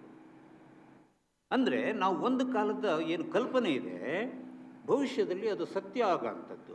ಈಗ ಪುಷ್ಪಕ ವಿಮಾನದ ಕಥೆಯನ್ನು ನಾವು ರಾಮಾಯಣದಲ್ಲಿ ಕೇಳ್ತೇವೆ. ನಾನು ಅದನ್ನು ಸೈನ್ಸಿಗೆ ಲಿಂಕ್ ಮಾಡೋದಿಲ್ಲ. ಆದರೆ ವಿಮಾನದ ಕಲ್ಪನೆ ಅಲ್ಲಿತ್ತು ಹೇಳೋದನ್ನು ನಾವು ತಿಳ್ಕೋಬಹುದು. ಅಂದರೆ ಒಂದು ಕಲ್ಪನೆ ವಿಜ್ಞಾನವಾಗಿ ವಿಕಾಸ ಆಗಬೇಕಿದ್ರೆ ಎಷ್ಟೊಂದು ಪರಿಶ್ರಮ ಇರ್ತದೆ. ಒಂದು ಪುಷ್ಪಕ ವಿಮಾನ ಒಂದು ಸ್ಟೀಲ್ ಬರ್ಡ್ ಆಗಿ ಅಲ್ಲಿ ಹಾರೋ ಅಂಥ ಪರಿಸ್ಥಿತಿಗೆ ನಿನ್ನೆ ಬೆಳಗ್ಗೆ 15 ತಾಸು ಪ್ರಯಾಣ ಮಾಡಿ ಜಗದೀಶ್ ಬಂದಿದ್ದಾರೆ. ಅದೇ ಪುಷ್ಪಕ ವಿಮಾನ ಅನ್ನೋಣ ನಾವು ಅದನ್ನು. ಅಂದರೆ ಸೈನ್ಸು ಯಾವುದರಿಂದ ಬೇಕಾದರೂ ಒಂದು ಮೂಲ ಸಾಮಗ್ರಿಯನ್ನು ತಗೊಳ್ಳೋ ಅಂಥ ಸಾಧ್ಯತೆ ಇರ್ತದೆ. ಅವನಿಗೆ ತನಗೆ ಯಾತಕ್ಕೆ ಇದನ್ನು ಯೋಚನೆ ಮಾಡಬಾರ್ದು ಹೇಳೋ ಒಂದು ಅವರ ತಲೆಯಲ್ಲಿ ಬರಬಹುದು. ಆ ತಲೆಯಲ್ಲಿ ಅದು ಬೀಜವಾಗಿ, ಮೊಳಕೆಯಾಗಿ, ಸಸಿಯಾಗಿ, ಚಿಗುರಿ, ಕೊಂಬೆಯಾಗಿ ಹೊರಗಡೆ ಬರುವಷ್ಟೊತ್ತಿಗೆ ಎಷ್ಟೋ ಶ್ರಮವನ್ನು ಪಡಿಸಿರ್ತಾರೆ ಅವರು, ಇಲ್ಲ ಅಂತಲ್ಲ. ದೀಪದ ಕೆಳಗೆ ಕತ್ತಲು ಹೇಳೋದು ನಾವು ಗಾದೆ ಮಾತು. ಆದರೆ ಇವತ್ತು ದೀಪದ ಕೆಳಗಡೆ ನಾವು ಬೆಳಕಿನಲ್ಲೇ ಕೂತಿದ್ದೇವೆ. ಇದು ವಿಜ್ಞಾನ. ಅದು ಗಾದೆ ಆದರೆ ಇದು ವಿಜ್ಞಾನ. ಅದು ಆ ಕಾಲದ ಸತ್ಯ, ಇದು ಈ ಕಾಲದ ಸತ್ಯ. ಹಾಗಂದ ಮಾತ್ರಕ್ಕೆ ನಾವು ಹಳೆ ಕಾಲಕ್ಕೆ ನಾವು ವಾಪಸ್ ಹೋಗ್ಲಿಕ್ಕೆ ಸಾಧ್ಯ ಇದೆ? ಇಷ್ಟು ದಶಕಗಳ ನಂತರದಲ್ಲಿ ಇಲ್ಲ, ಸಾಧ್ಯ ಇಲ್ಲ. TJS ಜಾರ್ಜ್ ಬರೀತಾರೆ, ಕಲಿಯುಗಕ್ಕೆ ಇನ್ನೂ 5,22,000 ವರ್ಷಗಳ ಅವಧಿ ಇದೆ ಅದಕ್ಕೆ. ಇಷ್ಟು ಕಲಿಯುಗದಲ್ಲಿ ಇನ್ನೂ ಏನೇನಾಗಲಿಕ್ಕಿದೆಯೋ ನಮಗೆ ಗೊತ್ತಿಲ್ಲ. ಆದರೆ ಅಷ್ಟು ದೀರ್ಘಾವಧಿ ಮಾತ್ರ ಇದೆ. ಎಷ್ಟು ಪೀಳಿಗೆಗಳು ನಾವು ಆ ವಿಜ್ಞಾನದ ಜೊತೆಗೆ ಮುಖಾಮುಖಿ ಆಗ್ತಾ ಮುಂದೆ ಹೋಗ್ಲಿಕ್ಕೆ ಅವಕಾಶ ಇದೆ ಹೇಳೋದಕ್ಕೆ ನಾನು ಹೇಳ್ತಾ ಇರೋ ಒಂದು ಉದಾಹರಣೆ ಮಾತ್ರ. ಇವತ್ತು ಚಂದ್ರನ ಮೇಲೆ ಯೂರಿ ಗಗಾರಿನ್ ಕಾಲಿಟ್ಟ ಸಂದರ್ಭದಲ್ಲಿ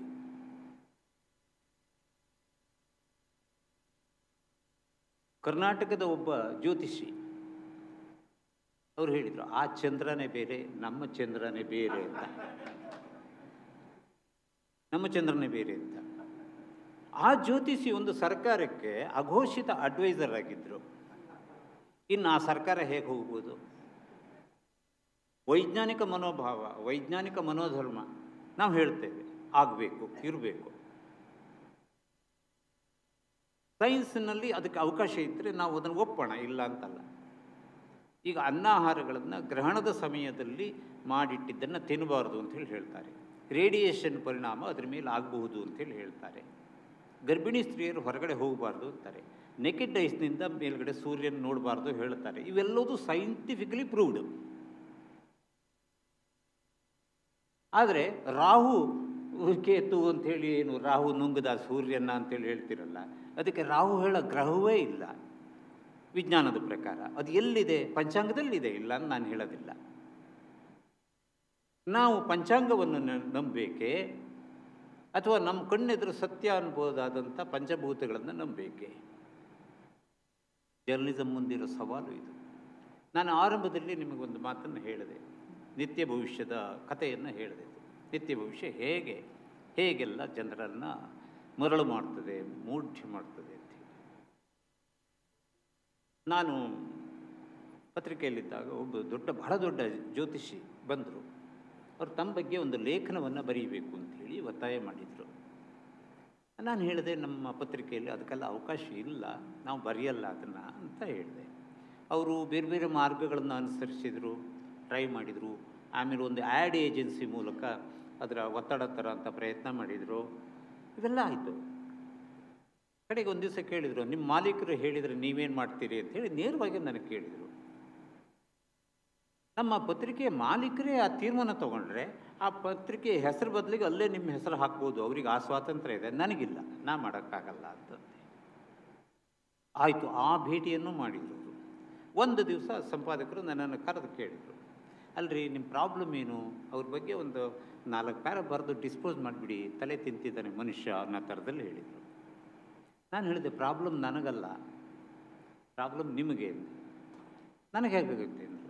ನೋಡಿ, ಬೀದಿಯಲ್ಲಿ ಹಾದಿ ಬೀದಿಯಲ್ಲಿ ಜ್ಯೋತಿಷಿಗಳು, ಈ ಥರದ ಶಾಸ್ತ್ರ ಹೇಳೋರು, ಕಣಿಶಾಸ್ತ್ರ ಹೇಳೋರು, ಗಿಳಿಶಾಸ್ತ್ರ ಹೇಳೋರು, ಕೈ ನೋಡೋರು, ಹಸ್ತ ಸಾಮುದ್ರಿಕ ಮತ್ತೊಂದು ಮಗದೊಂದು ನೋಡೋರು, ಮುಖ ನೋಡಿ ನಿಮ್ಮ ಭವಿಷ್ಯವನ್ನು ಹೇಳೋರು, ಇಂಥವರೆಲ್ಲ ಇದ್ದಾರೆ.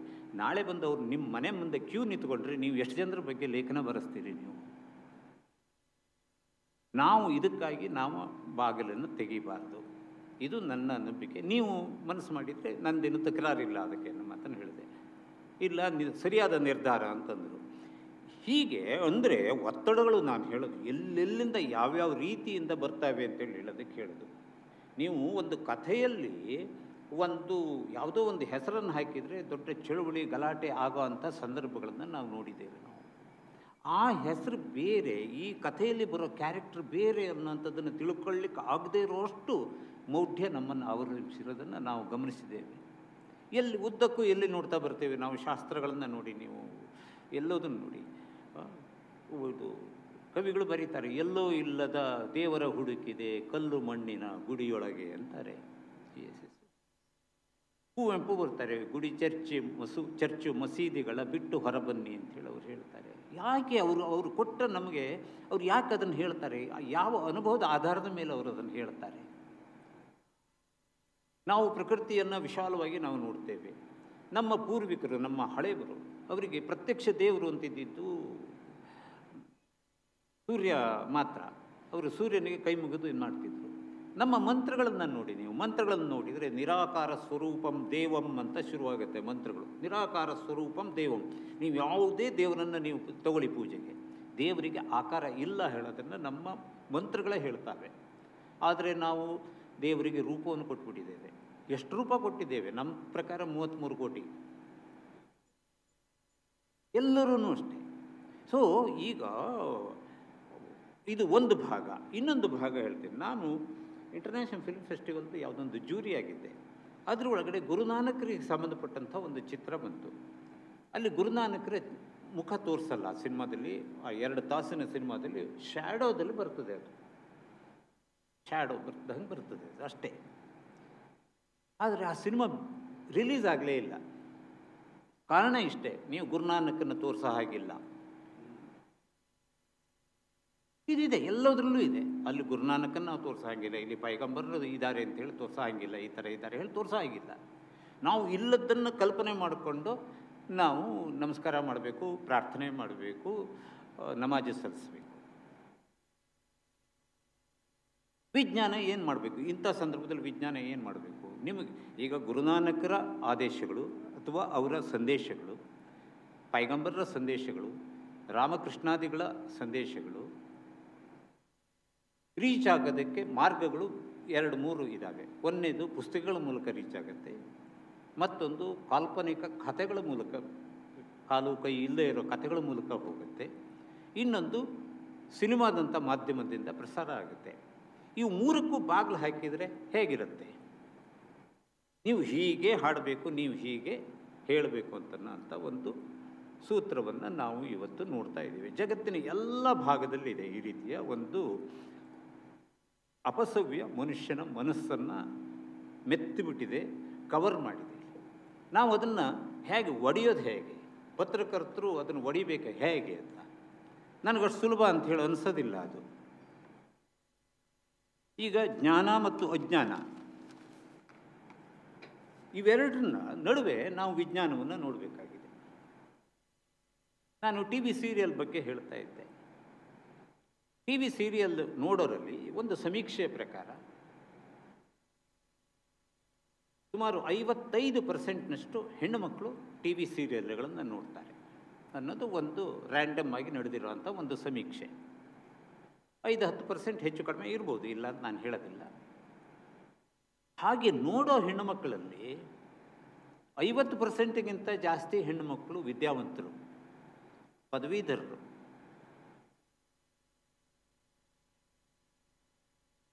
ತಾಯಿ ಅಕ್ಷರವಂತೆ ಆದರೆ ಒಂದು ಶಾಲೆಯನ್ನು ತೆರೆದಂತೆ ಹೇಳೋದು ನಾವು ಓದ್ತಾ ಇದ್ದ ಸ್ಲೋಗನ್ನು. ಸಾಕ್ಷರತಾ ಆಂದೋಲನದ ಸಂದರ್ಭದಲ್ಲಿ ನಾವು ಓದ್ತಾ ಇದ್ದ ಸ್ಲೋಗನ್ನು. ತಾಯಿ ಅಕ್ಷರಸ್ಥೆ ಆದರೆ ಮಗುವಿ ತನ್ನಿಂತಾನೇ ಅಕ್ಷರ ಜ್ಞಾನ ಬೆಳೆಯುತ್ತೆ, ಅಲ್ಲಿಂದ ಲೋಕಜ್ಞಾನಕ್ಕೆ ಅದು ಮುಂದಕ್ಕೆ ಮುನ್ನಡೆ ಇಡ್ತದೆ ಅಂತೇಳಿ. ಈ ಅಕ್ಷರಸ್ಥರು ಈ ಹೊಟ್ಟೆಯಲ್ಲಿ ಹಾವಿನ ಮರಿ ಇರೋಂಥ ಸೀರಿಯಲ್ಗಳನ್ನು ಗಂಟೆಗಟ್ಟಲೆ ಕೂತ್ಕೊಂಡು ನೋಡ್ತಾ ಹೋದರೆ ಅವರ ನಂತರದ ಪೀಳಿಗೆ ಏನಾಗಬಹುದು? ನೀವು ಹೇಗೆ ತಡಿತೀರಿ? ಅದನ್ನ ಹೇಗೆ ತಡಿತೀರಿ? ನಾನು ಇದೇ ವೇದಿಕೆಯಿಂದ ಒಂದು ಸಾರಿ ಮತ್ತು ಕಮಲಾ ಅವರಿಗೆ ನೆನಪಿರ್ಬೋದು, ಮೇಡಮ್ಗೆ ಅದು ಹೇಳಿದ್ದೆ. ಈಗ ಮಕ್ಕಳನ್ನು ಮುಂಚೆ ಎಲ್ಲ ಮಕ್ಕಳನ್ನೆಲ್ಲ ನೋಡಬೇಕಿದ್ರೆ ಹಿರಿಯರಿಗೆ ಗೊತ್ತಿರ್ತದೆ. ಚಂದ್ರನ ನೋಡು, ಆಕಾಶ ನೋಡು ಅಂಥೇಳಿ ಅವರಿಗೆ ತುತ್ತನ್ನು ಉಣಿಸ್ತಾ ಇದ್ರು, ಊಟ ಮಾಡ್ತಾ ಇದ್ವು ಅವರೆಲ್ಲ ಮಕ್ಕಳು. ಹಸು ನೋಡು, ನಾಯಿ ನೋಡು, ಬೆಕ್ಕು ನೋಡು, ಈ ಥರದ್ದನ್ನು ತೋರಿಸಿ ಮಕ್ಕಳಿಗೆ ಊಟನ ತುತ್ತನ್ನು ಬಾಯಿನಲ್ಲಿ ಇಡ್ತಿದ್ರು, ಅವು ಅದನ್ನು ತಿಂತಾಯಿದ್ವು. ಈಗೇನು ಮಾಡ್ತಾರೆ? ರಿಮೋಟನ್ನು ಅವ್ರ ಕೈಗೆ ಕೊಟ್ಬಿಡ್ತಾರೆ, ಕಾರ್ಟೂನ್ ತೋರಿಸ್ತಾ ಕೂತಿರ್ತಾರೆ. SLC ಬರೋ ಹೊತ್ತಿಗೆ ಹೇಳ್ತಾರೆ, ನನ್ನ ಮಗ ಓದೋದೇ ಇಲ್ಲ, ನನ್ನ ಮಗಳು ಓದೋದೇ ಇಲ್ಲ ಅಂಥೇಳಿ. ಆ ಟಿ ವಿಯ ಹುಚ್ಚನ್ನು ಅಂಟಿಸಿದವ್ರು ಯಾರು? ಮಕ್ಕಳ ಕೈಗೆ ರಿಮೋಟ್ ಕೊಟ್ಟರೆ ಇವರು ಆರಾಮಾಗಿ ಹರಟೆ ಹೊಡ್ಕೊಂಡಿರ್ಬೋದು ಅಂತ ಹೇಳೋ ಇದ್ರೊಳಗೆ ತಂದೆ ಆಗಲಿ ತಾಯಿ ಆಗಲಿ. ನಾವು ಇವತ್ತು ಟಿ ವಿಯನ್ನು ಒಂದು ಬೆಳಕಾಗಿ ನೋಡಬೇಕೆ ಅಥವಾ ಬೆಂಕಿಯಾಗಿ ನೋಡಬೇಕೆ? ನಮಗೆ ಟಿ ವಿಯಿಂದ ಲೋಕಜ್ಞಾನ ಬರ್ತದೆ. ನೀವು ಡಿಸ್ಕವರಿ ಚಾನಲ್ ನೋಡಿ, ಆ ಥರ ನ್ಯಾಷನಲ್ ಜಿಯೋಗ್ರಫಿಕ್ ಚಾನಲ್ ನೋಡಿ, ನಾವು ನೋಡಿದರೆ ನಮಗೆ ಗೊತ್ತಿಲ್ಲದೆ ಇರೋ ಅಂಥ ಒಂದು ಪ್ರಪಂಚ ಅಲ್ಲಿ ತರ್ಕೊಳ್ಳೋದನ್ನು ನಾವು ನೋಡಬಹುದು. ಆದರೆ ನಾವು ನೋಡೋದು ಯಾವುದನ್ನು? ಹೊಟ್ಟೆಯಲ್ಲಿ ಹಾವಿನ ಮರಿ ಇರೋವಂಥ ಒಂದು ಟಿ ವಿ ಸೀರಿಯಲ್ನ. ಇದು ಕನ್ನಡ ಭಾಷೆಗೆ ಮಾತ್ರ ಸೀಮಿತ ಹೇಳಿ ತಿಳಿಬೇಡಿ, ಇವು ಎಲ್ಲ ಭಾಷೆಯಲ್ಲೂ ಇದೆ, ಎಲ್ಲ ಭಾಷೆಯಲ್ಲೂ ಇದೆ. ಒಂದು ಭಾಷೆಯಲ್ಲಿ ಇದು ಕ್ಲಿಕ್ ಆಯಿತು ಅಂದರೆ ಮಾರನೇ ದಿವಸ ಅದು ಈ ದೇಶದ 35-40 ಭಾಷೆಗಳಿಗೆ ಅದು ರೀಮೇಕ್ ಆಗಿ ಬರುತ್ತೆ ಅಥವಾ ಡಬ್ ಆಗಿ ಬರ್ತದೆ. ಅದು ಕಾಯ್ದೆಗಳನ್ನು ಸರಿ ಮಾಡೋದು ಹೇಗೆ? ಎಲ್ಲರ ಮನೆಗಳಲ್ಲಿ ಪತ್ರಿಕೆಗಳು ಸಾಮಾನ್ಯ ಹೋಗ್ತದೆ. ಈಗ ಪತ್ರಿಕೆಗಳನ್ನ ಓದೋದು ಕಡಿಮೆ ಆಗ್ತಾ ಇದೆ ಅಂತ ಹೇಳೋದು ಒಂದು ವಾದ ಇದೆ. ಬಟ್ ಅದು ಟಿ ವಿ ಬಂದ ನಂತರ ಓದೋದೆಲ್ಲ ಕಡಿಮೆ ಆಗುತ್ತೆ, ಪತ್ರಿಕೆಗಳ ಸಂಖ್ಯೆ ಕಡಿಮೆ ಆಗುತ್ತೆ, ಪ್ರಸಾರಗಳು ಕುಸಿಯುತ್ತೆ, ಇವೆಲ್ಲ ಮಾತಾಡ್ತಾ ಇದ್ದಿದ್ದನ್ನು 25-30 ವರ್ಷದ ಹಿಂದೆ ನ್ಯೂಯಾರ್ಕ್ ಟೈಮ್ಸು, ವಾಷಿಂಗ್ಟನ್ ಪೋಸ್ಟಲ್ಲಿ, ಆವಾಗಲ್ಲಿ ಅಮೆರಿಕದಲ್ಲಿ ಟಿ ವಿ ಚಳುವಳಿ, ಖಾಸಗಿ ಟಿ ವಿ ವಾಹಿನಿ ಶುರುವಾದ ಸಂದರ್ಭದಲ್ಲಿ ಈ ಥರ ಡಿಸ್ಕಷನ್ ನಡೆದಿದ್ದನ್ನು ನಾನು ಓದಿ ತಿಳ್ಕೊಂಡಿದ್ದೀನಿ ಅದನ್ನು. ಆದರೆ ಇವತ್ತಿಗೂ ನ್ಯೂಯಾರ್ಕ್ ಟೈಮ್ಸ್ ಆಗಲಿ, ವಾಷಿಂಗ್ಟನ್ ಪೋಸ್ಟ್ ಆಗಲಿ ಯಾವುದೂ ಏನು ನಿಂತಿಲ್ಲ, ಪತ್ರಿಕೆಗಳು ಮುಚ್ಚಿ ಬಾಗಿಲು ಹಾಕಿಲ್ಲ. ಕನ್ನಡದಲ್ಲೂ ಈ ಬಗೆಯ ಆತಂಕ, ಅನುಮಾನಗಳು ಇತ್ತು, ಇಲ್ಲ ಅಂತಲ್ಲ.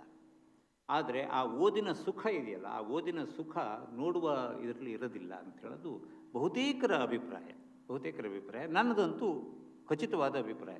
ನನಗೆ ಕೈನಲ್ಲಿ ಪತ್ರಿಕೆ ಹಿಡಿದು ಓದಿದಾಗಲೇ, ಕೈನಲ್ಲಿ ಪುಸ್ತಕ ಹಿಡಿದು ಓದಿದಾಗಲೇ ನನಗದೇನು ಮೊಬೈಲ್ನಲ್ಲಿ ಪುಸ್ತಕ ಓದ್ಬೋದು ಅಂತೆ ಅವೆಲ್ಲ ಗೊತ್ತಿಲ್ಲ. ನನಗೆ ಬೇಡವೇ ಬೇಡ ಅದು ಅಂತಂದೆ ನಾನು. ಆಗಲ್ಲ ಅದು. ಕೈನಲ್ಲಿ ಪುಸ್ತಕ ಹಿಡ್ಕೋಬೇಕು, ಕೈಗೆ ನೋವು ಬರಬೇಕು, ಪೇಜನ್ನು ಅಲ್ಲಿ ಇಟ್ಟಿರಬೇಕು, 5 ನಿಮಿಷ ಅದ್ರ ಬಗ್ಗೆ ಯೋಚನೆ ಮಾಡಬೇಕು, ಮತ್ತೆ ಮುಂದಕ್ಕೆ ಹೋಗಬೇಕು. ಆಗಲೇ ಅದನ್ನು ನಾವು ಅರಗಿಸ್ಕೊಳ್ಳೋಕ್ಕೂ ಸಾಧ್ಯ, ಅರ್ಥ ಮಾಡ್ಕೊಳ್ಳೋಕ್ಕೆ ಸಾಧ್ಯ, ಮುಖ್ಯವಾಗಿ ಅದನ್ನು ಎಂಜಾಯ್ ಮಾಡೋದಕ್ಕೆ ಸಾಧ್ಯ. ಎಂಟರ್ಟೈನ್ಮೆಂಟ್ ಮತ್ತು ಎನ್ಲೈಟನ್ಮೆಂಟ್ ಅಂತ ಏನು ಹೇಳ್ತೀನಿ, ಮನೋರಂಜನೆ ಬೇರೆ, ಮನೋವಿಕಾಸ. ಮನೋರಂಜನೆಯ ಮೂಲಕ ವಿಕಾಸಕ್ಕೆ, ಮನೋವಿಕಾಸಕ್ಕೆ ದಾರಿ ಆಗುವಂಥದ್ದು ಯಾವುದೇ ಇದ್ದರೂ ಕೂಡ ಅದನ್ನು ನಾವು ಫಾಲೋ ಮಾಡಬೇಕು. ಇವೆರಡನ್ನೂ ನಮಗೆ ವಿಜ್ಞಾನ ಕಲ್ಪಿಸಿದೆ.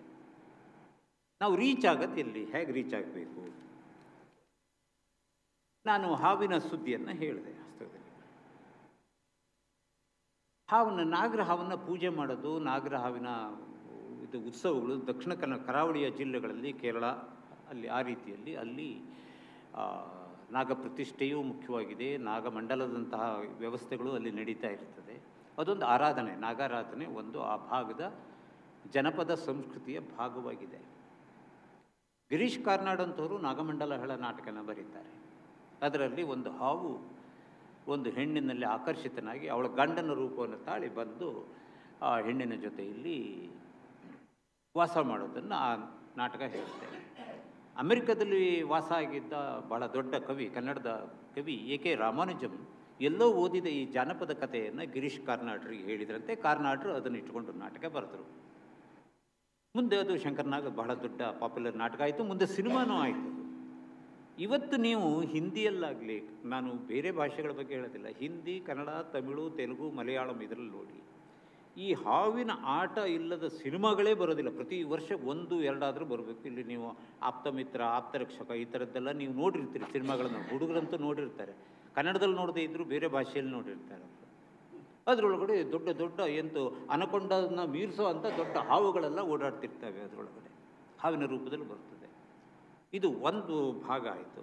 ಮಲೆನಾಡಿನಲ್ಲಿ ನೋಡಿ, ಮಲೆನಾಡಿನಲ್ಲಿ ಪ್ರಕೃತಿಯನ್ನು ಆರಾಧನೆ ಮಾಡೋವಂಥದ್ದಿದೆ. ಈಗ ನಾವು ನಾಗರ ಹಾವಿನ ಬಗ್ಗೆ ಇಲ್ಲಿ ಪೂಜೆ, ಪುನಸ್ಕಾರ, ಉತ್ಸವ ಇತ್ಯಾದಿಗಳು ಆಗೋದು ಒಂದು ಭಾಗ. ಆದರೆ ಮಲೆನಾಡಿನ ದಟ್ಟ ಕಾಡಿನ ಭಾಗದಲ್ಲಿ ಹುಲಿರಾಯನಿಗೆ ಪೂಜೆ ಸಲ್ತದೆ. ಹುಲಿಯ ಪ್ರತಿಮೆಗಳು ಹಳ್ಳಿಗಳಲ್ಲಿ ಇರೋದನ್ನು ನಾವು ನೋಡ್ಬೋದು. ನೀವು ಸಿರ್ಸಿಯಿಂದ ಯಲ್ಲಾಪುರಕ್ಕೆ ಹೋಗಬೇಕಿದ್ರೆ ನೀವು ನೋಡಿ, ಬೇಕಾದರೆ ಚವತ್ತಿ ಅನ್ನೋ ಊರಿನಲ್ಲಿ ರಸ್ತೆಯ ಮಗ್ಗಲಿಗೆ ಕರೆಕ್ಟಾಗಿ ಒಂದು ಹುಲಿರಾಯನ ದೇವಸ್ಥಾನ ಇದೆ. ಕಾರಣ ಏನು ಅಂತ ನಾನು ಸುಮ್ಮನೆ ಅದು ಕುತೂಹಲಕ್ಕೆ ಕೇಳಿದಾಗ ಅವ್ರು ಹೇಳಿದರು, ಮಲೆನಾಡಿನಲ್ಲಿ ನಮ್ಮ ಜಾನುವಾರುಗಳನ್ನು ಹುಲಿಗಳಿಂದ ರಕ್ಷಣೆ ಮಾಡ್ಕೊಳ್ಳೋದು ಬಹಳ ದೊಡ್ಡ ಕಷ್ಟ ಆಗಿದೆ. ಅದಕ್ಕೆ ನಮ್ಮ ಜಾನುವಾರುಗಳ ತಂಟೆಗೆ ಬರಬೇಡಪ್ಪ ಅನ್ನೋ ಕಾರಣಕ್ಕಾಗಿ ನಾವು ಪೂಜೆ ಮಾಡ್ತೀವಿ ಅಂತ. ಅದು ನಂಬಿಕೆ. ಅದು ಆಗೋದಿಲ್ಲ ಹೇಳೋದು ಅವ್ರಿಗೆ ಗೊತ್ತಿದೆ. ಹುಲಿ ಬಂದ ತಕ್ಷಣ ಅದನ್ನು ಓಡಿಸೋದಕ್ಕೆ ಫಾರೆಸ್ಟ್ ಡಿಪಾರ್ಟ್ಮೆಂಟ್ನವರೇ ಬರಬೇಕಾಗತ್ತೆ. ಮುಂಚೆ ಎಲ್ಲ ಆಗಿದ್ದರೆ ವಿಷ ಹಾಕಿ ಕೊಲ್ಲೋದು ಗಿಲ್ಲೋದು ಎಲ್ಲ ಇತ್ತು. ಪೂಜೆ ಮಾಡ್ತಿದ್ದೀವಿ ಹೇಳೋ ಕಾರಣಕ್ಕಾಗಿ ಅವರು ಅಪಾಯವನ್ನು ಆಹ್ವಾನ ಮಾಡ್ಕೊಳ್ತಿರಲಿಲ್ಲ, ಹಳ್ಳಿ ಜನ ಆದರೂ ಕೂಡ. ಆದರೆ ಇವತ್ತು ನಾವು ಟಿ ವಿ ಸೀರಿಯಲ್ಗಳ ಮೂಲಕ ನಮ್ಮ ಮನೋವೈಕಲ್ಯಕ್ಕೆ ದಾರಿಯಾಗೋ ರೀತಿಯಲ್ಲಿ ಅಪಾಯವನ್ನು ಆಹ್ವಾನ ಮಾಡ್ಕೊಳ್ತಾ ಇದ್ದೇವೆ. ಅವರು ಅದನ್ನು ಜಾನಪದ ನಂಬಿಕೆಯಾಗಿ ತಗೊಂಡ್ಕೊಂಡಿದ್ರು ಅಷ್ಟೇ ಹೊರತು ಜೀವನ ಶೈಲಿಯಾಗಿ ತಗೊಂಡಿರಲಿಲ್ಲ. ಆದರೆ ಇವತ್ತು ಟಿ ವಿಯ ಈ ಅದನ್ನು ಯಾವ ಶಬ್ದ ಬಳಸಬೇಕು ಅನ್ನೋದು ನನಗೆ ಗೊತ್ತಾಗ್ತಾ ಇಲ್ಲ. ಅವ್ರು ಮಾಡ್ತಾ ಇರೋ ಒಂದು ಅವೈಜ್ಞಾನಿಕವಾದ ವಿಚಾರಗಳ ಪ್ರಸಾರ ಇದೆಯಲ್ಲ, ಅದು ವಿಜ್ಞಾನಕ್ಕೆ ಒಂದು ಬಹುದೊಡ್ಡ ಸವಾಲಿನ ರೂಪದಲ್ಲಿ ಬಂದು ನಿಂತು ಬಿಟ್ಟಿದೆ. ಪತ್ರಿಕೆಗಳು ಏನು ಮಾಡಬೇಕು, ಇಂಥ ವಿಚಾರದಲ್ಲಿ ಮಾಧ್ಯಮವಾಗಿ ಏನು ಮಾಡಬೇಕು ಅನ್ನೋದನ್ನು ನಾವು ನೋಡಬೇಕಾಗಿದೆ. ಮಾಧ್ಯಮಗಳು ಅಷ್ಟು ಸುಲಭವಾಗಿಲ್ಲ. ಸೈನ್ಸ್ ಆ್ಯಂಡ್ ಜರ್ನಲಿಸಮ್ ಇದು ಕೇಳೋದಕ್ಕೆ ಭಾಳ ಹಿತವಾದಂಥ ಮಾತೇ ಹೌದಾದರೂ ಸೈನ್ಸ್ ಬಗ್ಗೆ ರಾಮರಾಯರು ಆವಾಗ ಮಾತಾಡ್ತಾ ಜಗದೀಶ್ ಅವ್ರ ಹತ್ರ ಮಾತಾಡ್ತಾ ಇದ್ದರು. ಇಡೀ ಪತ್ರಿಕೆಗಳಲ್ಲಿ ಯಾವುದು ಸುದ್ದಿ ಹೆಚ್ಚು ಇರುತ್ತೆ, ಕೊಲೆ ಸುಲಿಗೆ ದರೋಡೆ ಒಂದು ಭಾಗ, ರಾಜಕೀಯ ಮತ್ತೊಂದು ಭಾಗ, ಅದು ಎರಡರ ನಡುವೆ ಅಂಥ ವ್ಯತ್ಯಾಸ ಇಲ್ಲ. ಆದರೆ ಅದನ್ನು ಬೇರೆ ಬೇರೆಯಾಗಿ ಕೊಡ್ತಾರೆ. ಈಗ ಒಬ್ಬ ದರೋಡೆಕಾರ ಮಾಡೋದಕ್ಕೂ ಅಥವಾ ಒಬ್ಬ ಪೊಲಿಟಿಷಿಯನ್ ಮಾಡೋದಕ್ಕೂ ಅಂಥ ವ್ಯತ್ಯಾಸ ಇರೋದಿಲ್ಲ. ನಾವೆಲ್ಲ ಈಗ 40% ಯುಗದಲ್ಲಿ ಇರೋಂಥರಾದ್ರಿಂದ ಸೊ ನಾವು ಅದನ್ನು ಹೆಚ್ಚಿಗೆ ಬಳಸೋದಿದ್ರೆ ಅದು ಹೆಚ್ಚಂದ್ರೆ 50%ಗೆ ಹೋಗ್ಬೋದು, ಅದಕ್ಕಿಂತ ಏನು ಕಮ್ಮಿ ಆಗೋದಿಲ್ಲ. ಯಾಕೆಂದರೆ ರಾಜೀವ್ ಗಾಂಧಿ ಪ್ರೈಮ್ ಮಿನಿಸ್ಟರ್ ಆಗಿದ್ದಾಗ ಹೇಳಿದ್ದು ₹1 17 ಪೈಸೆ ಕೂಡ ಜನಸಾಮಾನ್ಯರಿಗೆ ರೀಚ್ ಆಗಲ್ಲ ಅಂತ. ಇವತ್ತು ಅದು 17% ಇದ್ದಿದ್ದು ಬಹುಶಃ ಈಗ ಇನ್ನೂ 10% 15% ಇನ್ನೂ ಕಡಿಮೆ ಆಗಿದೆ, 5-6%ಗೆ ಬಂದು ನಿಂತಿರ್ಬೋದು. ಯಾಕೆಂದರೆ ಇಲ್ಲಿ ಆಸಕ್ತ ಹಿತಗಳಿಗೆ ನೀವು 40% ಕೊಡಬೇಕಾದ್ರೆ ನೀವು ಅಲ್ಲಿ ಎಷ್ಟು ಕಟ್ ಮಾಡಬೇಕು ಅಂತ ಹೇಳೋದನ್ನು ಅಲ್ಲೇ ನೋಡಬೇಕಾಗತ್ತೆ. ಹೇಳ್ತಿದ್ರು, ಮುಂಚೆ ಎಲ್ಲ ಹೇಳ್ತಿದ್ರು ಗಂಗೋತ್ರಿ ಶುದ್ಧವಾಗಿದ್ದರೆ ಗಂಗೆ ಶುದ್ಧವಾಗಿರ್ತದೆ ಅಂತ. ಅದು ಮಾತು ಅಷ್ಟೇ. ಗಂಗೋತ್ರಿ ಯಾವಾಗಲೂ ಶುದ್ಧವಾಗಿದೆ, ಇವತ್ತೂ ಶುದ್ಧವಾಗಿದೆ. ಆದರೆ ಗಂಗೆ ಶುದ್ಧವಾಗಿದೆಯಾ, ನಾವು ಅದನ್ನು ನೋಡಬೇಕಾಗಿದೆ. ಗಂಗೆ ಶುದ್ಧವಾಗಿಲ್ಲದೆ ಇದ್ದರೆ ಏನು? ಮಾಲಿನ್ಯ ಮತ್ತು ಪರಿಸರ ಇವನ್ನು ನಾವು ನೋಡ್ಕೋಬೇಕು. ನಮಗೆ ಎಂಥ ಒಂದು ಪರಿಸರ ಬೇಕು? ಮಾಲಿನ್ಯ ಸಹಿತವೇ, ಮಾಲಿನ್ಯ ರಹಿತವೇ? ಮಾಲಿನ್ಯ ರಹಿತ ಅನ್ನೋದಾದರೆ ಏನು ಮಾಡಬೇಕು? ಜೆ.ಎಚ್. ಪಟೇಲರು ಮುಖ್ಯಮಂತ್ರಿ ಆಗಿದ್ದಾಗ ಒಂದು ಮಾತನ್ನು ಹೇಳಿದರು ವಿಧಾನಸಭೆಯಲ್ಲಿ ಮಾತಾಡ್ತಾ. ಯಾವುದೋ ಇಂಡಸ್ಟ್ರಿಯಲ್ ಪೊಲ್ಯೂಷನ್ ಬಗ್ಗೆ ನಡೆದ ಚರ್ಚೆ ಅದು. ಆ ಚರ್ಚೆಯಲ್ಲಿ ಮಾತಾಡಬೇಕಿದ್ರೆ ಅವ್ರು ಹೇಳಿದ ಒಂದು ಮಾತನ್ನು ಇಲ್ಲಿ ನಾನು ಹೇಳ್ತೀನಿ. ಅತ್ಯಂತ ಶುದ್ಧವಾದ ಹಾಲು ಬೇಕು ಅನ್ನೋದಾದರೆ ನಾವು ಮನೆಯಲ್ಲಿ ಹಸುವನ್ನು ಕಟ್ಕೋಬೇಕು. ಓಕೆ, ನೀವು ಹಸುವನ್ನು ನೀವು ಮನೆಯಲ್ಲಿ ಕಟ್ಕೊಂಡ್ರಿ ಅಂದರೆ ನಿಮಗೆ ಶುದ್ಧವಾದ ಹಾಲು ಸಿಗುತ್ತೆ. ಕಲಬೆರಕೆ ಆಗಿರೋದಿಲ್ಲ, ಅವ್ನು ನೀರು ಮಿಕ್ಸ್ ಮಾಡಿರೋದಿಲ್ಲ, ಅಥವಾ ಪೌಡ್ರು ಕಲಸಿ ಅದಕ್ಕೆ ಮಿಕ್ಸ್ ಮಾಡಿರೋದಿಲ್ಲ. ಹೀಗೆ ಈ ಥರದ್ದು ಎಲ್ಲ ಏನು ನಮಗೆ ಬೇಡ ಅನ್ನೋದಿದೆ ಅವೆಲ್ಲದರಿಂದ ಮುಕ್ತವಾದಂಥ ಪರಿಶುದ್ಧವಾದ ಹಾಲನ್ನು ನಾವು ಮನೆಯಲ್ಲಿ ಸೇವನೆ ಮಾಡೋದಕ್ಕೆ ಒಂದು ಅವಕಾಶ ಇದೆ. ಆದರೆ ನೀವು ಹಸುವನ್ನು ಕಟ್ಕೊಂಡಾದ ತಕ್ಷಣ ಅದರ ಗಂಜಲ ಮತ್ತು ಸಗಣಿ ವಾಸನೆ ತಗೊಳ್ಳೋದು ತಯಾರಿರಬೇಕು. ಸೈನ್ಸ್ ಜೊತೆಗೆ ಇದು ಕೆಲವೊಂದು ಹೀಗೆ ಬರ್ತದೆ. ನಾವು ಕ್ಲೀನ್ ಪರಿಸರದ ಬಗ್ಗೆ ಹೇಳ್ತೇವೆ. ನಾವು ಕಸ್ತೂರಿ ರಂಗನ ಬಗ್ಗೆ ನಾವು ಮಾತಾಡ್ತಾ ಇದ್ವಿ. ಅದಕ್ಕಿಂತ ಪೂರ್ವದಲ್ಲಿ ಗಾಡ್ಗೀಳ್ ಕಮಿಟಿ ಒಂದು ವರದಿಯನ್ನು ಕೊಟ್ಟಿತ್ತು ಪಶ್ಚಿಮ ಘಟ್ಟಗಳ ವಿಚಾರದಲ್ಲಿ. ಒಂದೇ ಸಾರಿಗೆ ನಮ್ಮ ದೇಶದ ರಾಜಕಾರಣ ಎಚ್ಚೆತ್ತು ಬಿಟ್ಟಿದೆ. ಏನಂದರೆ ಗಾಡ್ಗೀಳ್ ಸಮಿತಿ ವರದಿ ಬಂದ ನಂತರದಲ್ಲಿ ಅವರಿಗೆ ಬೆಟ್ಟಗಾಡುಗಳಲ್ಲಿ ಸ್ಕೂಲ್ ಇಲ್ಲ, ಆಸ್ಪತ್ರೆ ಇಲ್ಲ, ಸೇತುವೆ ಇಲ್ಲ, ರಸ್ತೆ ಇಲ್ಲ, ಅಲ್ಲಿ ಬಸ್ ಸಂಚಾರ ಇಲ್ಲ, ಎಲೆಕ್ಟ್ರಿಸಿಟಿ ಇಲ್ಲ, ಮೆಡಿಕಲ್ ಫೆಸಿಲಿಟೀಸ್ ಇಲ್ಲ. ಇವೆಲ್ಲದೂ ಗಾಡ್ಗೀಳು ಕಮಿಟಿ ವರದಿ ಏನು ಬಂದ ತಕ್ಷಣ ಇವರಿಗೆ ಜ್ಞಾನೋದಯ ಆದಂಗಾಯಿತು. ಅಲ್ಲಿವರೆಗೆ ಆ ಜನರು ಹೇಗೆ ಬದುಕಿದ್ದಾರೆ ಹೇಳೋದೇ ಗೊತ್ತಿರಲಿಲ್ಲ. ಯಾಕೆಂದರೆ ಅವ್ರ ಬದುಕು ಹೇಗಿದೆ ಹೇಳೋದು ಇವ್ರಿಗೆ ಮುಖ್ಯ ಆಗಿರಲಿಲ್ಲ. ವೋಟರ್ ಲಿಸ್ಟಲ್ಲಿ ಅವರಿದ್ದಾರೆ ಇಲ್ವೋ ಹೇಳೋದಷ್ಟೇ ಮುಖ್ಯ ಆಗಿತ್ತು. ಯಾವಾಗ ಗಾಡ್ಗೀಳ್ ಕಮಿಟಿ ರಿಪೋರ್ಟ್ ಬಂತು ಆವಾಗ ಅದು ನಮ್ಮ ರಾಜಕಾರಣದ ಬುಡವನ್ನು ಅಲ್ಲಾಡ್ಸೋಕ್ಕೆ ಶುರು ಮಾಡಿತು. ಅಂಥ ಸಂದರ್ಭದಲ್ಲಿ ಬೇರೆಯೇ ಒಂದು ಕಮಿಟಿಯನ್ನು ಮಾಡಿದ್ದಾಯಿತು. ಮತ್ತು ಅದನ್ನೇ ಪುನರ್ರಚಿಸಿ ಮತ್ತೆ ಕಸ್ತೂರಿ ರಂಗನ ಕಮಿಟಿ ರಿಪೋರ್ಟನ್ನು ಮಾಡಿದರು ಕೂಡ. ಇವತ್ತು ಹಳ್ಳಿಗಳಲ್ಲಿ ನೋಡಿ, ಯಾವುದೇ ಹಳ್ಳಿಗೆ ಹೋಗಿ ನೀವು ನಗರ ಪ್ರದೇಶದಿಂದ 10-15 ಕಿಲೋಮೀಟ್ರ್ ಇದ್ದರೆ ಶಿರಸಿ ಉತ್ತರ ಕನ್ನಡ ಜಿಲ್ಲೆಯ ಕಮರ್ಷಿಯಲ್ ಹೆಡ್ ಕ್ವಾರ್ಟರ್ಸ್ ಅಂತ ಹೇಳ್ತಾರೆ. ತುಂಬ ಕೋಟ್ಯಾಂತರ ರೂಪಾಯಿ ಲೆಕ್ಕದಲ್ಲಿ ಅಲ್ಲಿ ಅಡಿಕೆ ವ್ಯಾಪಾರ ನಡೀತದೆ. ಅಡಿಕೆ, ಏಲಕ್ಕಿ, ಕಾಳುಮೆಣಸು, ದಾಲ್ಚಿನ್ನಿ, ಉಪಾಯಿಗೆ ತುಪ್ಪ, ಈ ಥರದ ಏನು ಸ್ಪೈಸ್ ಅಂತ ನಾವು ಸಾಂಬಾರು ಪದಾರ್ಥಗಳು ಅಂತ ಏನು ಹೇಳ್ತೇವೆ, ಅದು ಎಲ್ಲದೂ ಮಾರ್ಕೆಟ್ಟು ಇರೋದು ಬಹಳ ದೊಡ್ಡ ಮಾರ್ಕೆಟ್ ಇರೋದು ಶಿರ್ಸಿಯಲ್ಲಿ. ಶಿರ್ಸಿ ಹೆಡ್ ಕ್ವಾರ್ಟರ್ಸಿಂದ ಅಂದರೆ ಬಸ್ ಸ್ಟ್ಯಾಂಡಿಂದ, ತಾಲೂಕು ಆಫೀಸಿಂದ ಬೇಡ, ಬಸ್ ಸ್ಟ್ಯಾಂಡಿಂದ ನೀವು 7 ಕಿಲೋಮೀಟ್ರ್ ದೂರಕ್ಕೆ ನಾನು ನಿಮ್ಮನ್ನು ಕರ್ಕೊಂಡು ಹೋಗ್ತೀನಿ, ನೀವು ಬನ್ನಿ ನೀವು ನಾಳೆ ನನ್ನ ಜೊತೆಯಲ್ಲಿ, ಆಯಿತಾ? ಅಲ್ಲಿಗೆ ಬಸ್ ಇಲ್ಲ, ರಸ್ತೆ ಇಲ್ಲ, ಏನೂ ಇಲ್ಲ. ಯಾರು ಹುಷಾರಿಲ್ಲದೆ ಇದ್ದರೆ ಅವ್ರನ್ನ ಜೋಲಿ ಮೇಲೆ ಹೊತ್ತು ಕರ್ಕೊಂಡು 7 ಕಿಲೋಮೀಟ್ರ್ ದೂರ ನಡ್ಕೊಂಡು ಬರಬೇಕು.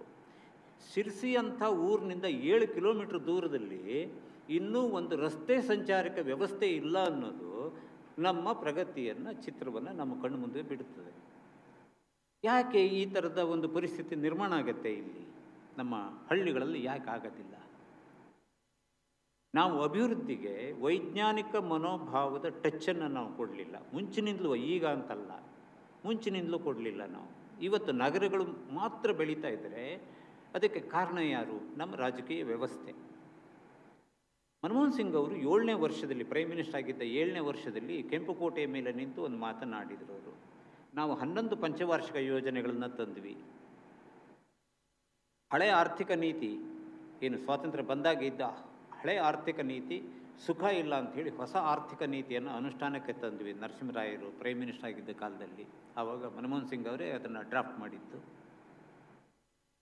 ಅಲ್ಲಿಂದ ನಾವು ಜಾಗತೀಕರಣ, ಖಾಸಗೀಕರಣ, ಉದಾರೀಕರಣ ಇತ್ಯಾದಿ ತ್ರಿಕರಣಕ್ಕೆ ನಾವು ಒಲಿದ್ವಿ. ಇವೆಲ್ಲ ಮಾಡಿದ ಮೇಲೆ ಇವೆಲ್ಲ ಉದ್ದೇಶ ಏನಿತ್ತು? ಜನೋದ್ಧಾರ. ಇಷ್ಟೆಲ್ಲ ಮಾಡಿದ ಮೇಲೆ ಭಾರತದಲ್ಲಿ 25 ಕೋಟಿ ಕುಟುಂಬಗಳಿಗೆ, ಅವರು 25 ಕೋಟಿ ಜನರಿಗೆ ಹೇಳಲಿಲ್ಲ, 25 ಕೋಟಿ ಕುಟುಂಬಗಳಿಗೆ 2 ಹೊತ್ತಿನ ಅನ್ನನ ಕಲ್ಪಿಸೋಕ್ಕೆ ಸರ್ಕಾರಕ್ಕೆ ಸಾಧ್ಯ ಆಗಲಿಲ್ಲ ಹೇಳೋ ಒಂದು ಸತ್ಯವನ್ನು ಪ್ರೈಮ್ ಮಿನಿಸ್ಟ್ರಾಗಿ ಅವರು ಹೇಳಿದರು. ವಿರೋಧ ಪಕ್ಷದ ನಾಯಕರು ಹೇಳಿದರೆ ಅದನ್ನು ಉಡಾಫೆ ಅನ್ಬೋದಿತ್ತು. ಪ್ರೈಮ್ ಮಿನಿಸ್ಟ್ರೇ ಹೇಳಬೇಕಿದ್ರೆ. ಹಾಗಾದರೆ ಅಭಿವೃದ್ಧಿ ಯಾವ ಕಡೆ ಹರಿದಿದೆ, ಎಲ್ಲಿ ಹೋಗಿದೆ? ಅಭಿವೃದ್ಧಿಗೆ ಒಂದು ಚಲನಶೀಲತೆ ಅನ್ನೋದು ಇದೆ ಅಂಥೇಳಿ ನಾವು ಹೇಳ್ತೇವೆ. ಅದಕ್ಕೆಲ್ಲ ಆಧಾರಗಳನ್ನು ನಾವು ಕೊಡ್ತಾ ಹೋಗ್ತೇವೆ. ನಾವು ಅಭಿವೃದ್ಧಿ ಮಾಡಬೇಕಿದ್ರೆ ಎಲ್ಲದಕ್ಕೂ ನಾವು ವಿಜ್ಞಾನವನ್ನು ನಾವು ಮುಂದೆ ಇಟ್ಕೊಂಡು ಹೋಗ್ತೇವೆ. ಅದರಲ್ಲಿ ವಿಜ್ಞಾನದ ತಪ್ಪಿದೆಯಾ? ಒಂದು ರಸ್ತೆಯನ್ನು ಅಗಲ ಮಾಡಬೇಕಿದ್ರೆ ಅಲ್ಲಿ ಒಂದು ಚರ್ಚ್ ಇರ್ತದೆ, ಒಂದು ಮಸೀದಿ ಇರ್ತದೆ, ಅಥವಾ ಒಂದು ಗುಡಿ ಇರ್ತದೆ ಅಲ್ಲಿ ಮಧ್ಯದಲ್ಲಿ.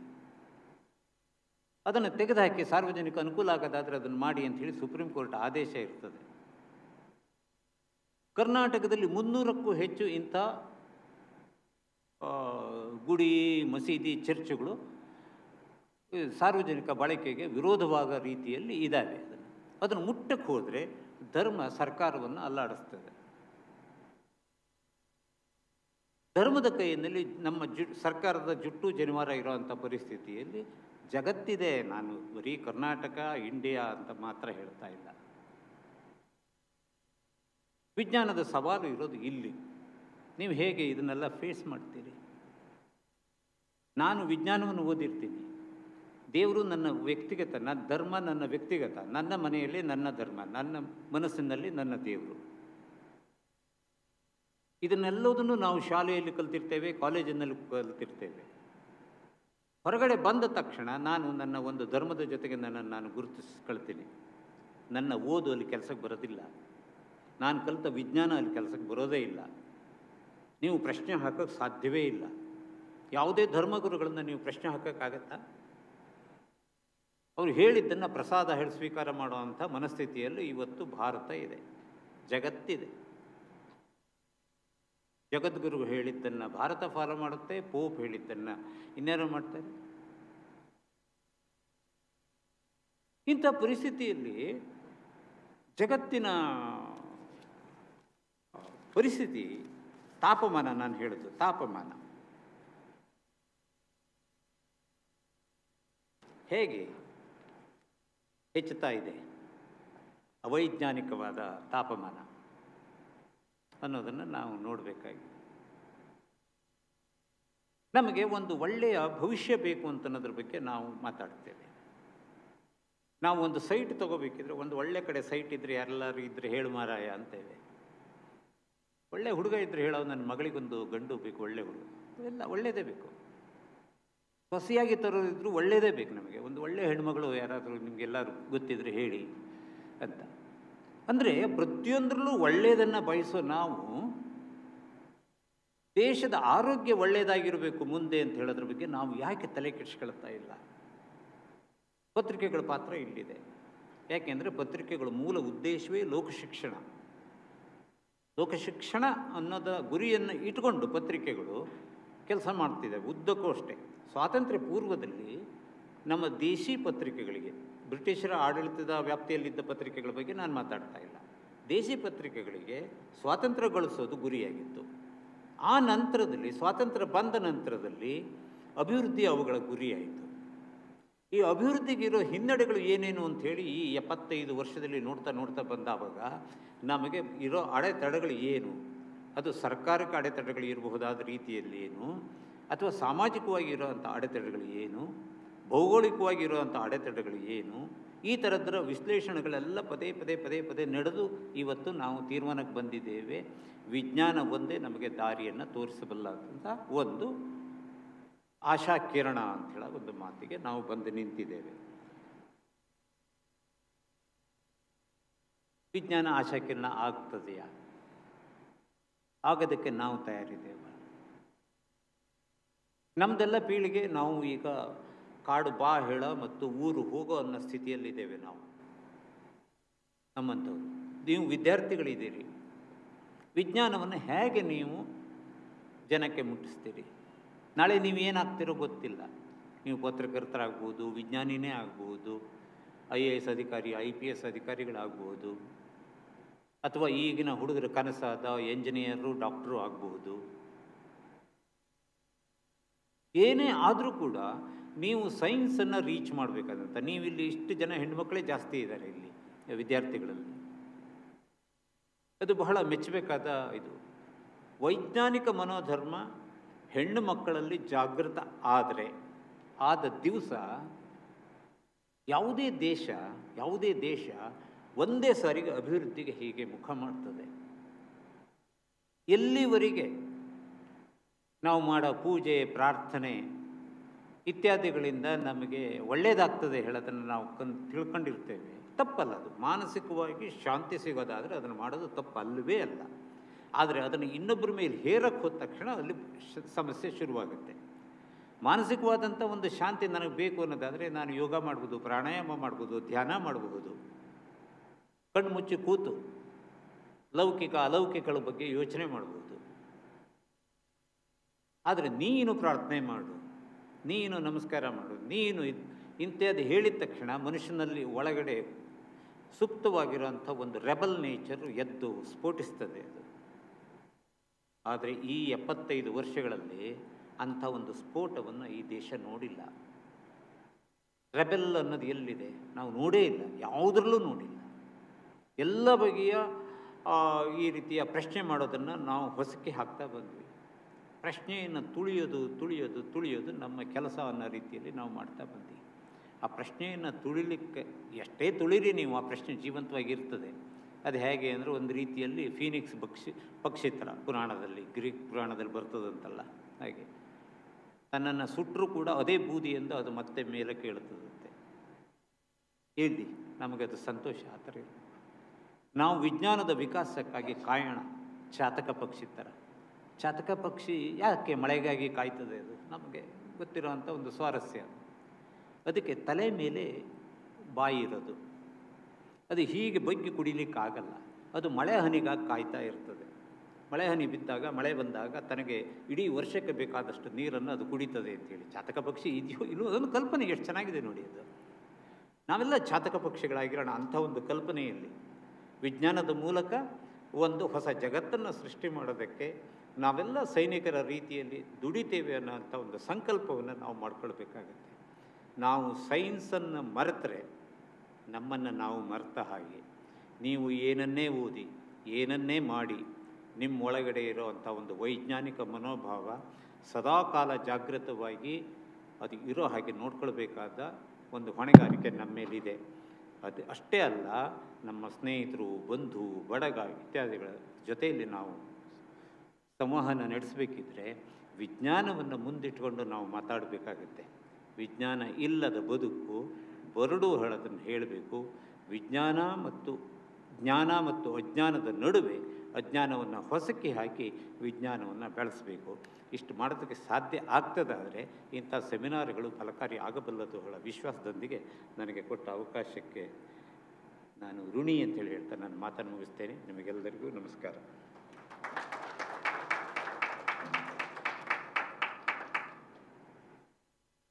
ನಿಮಿಷ ಜಾಸ್ತಿ ಮಾತಾಡ್ತೇನೆ. ಸಾರಿ, 4 ನಿಮಿಷ ಜಾಸ್ತಿ ಮಾತಾಡ್ತೇನೆ.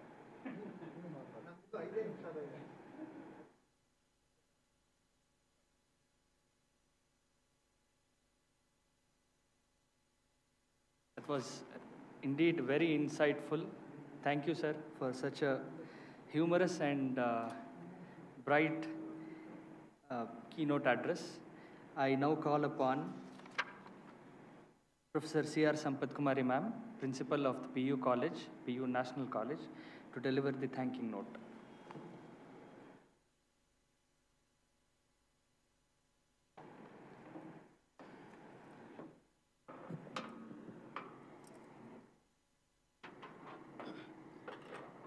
Dignitaries on the dais, dignitaries of the dais, my teacher friends, and my dear students.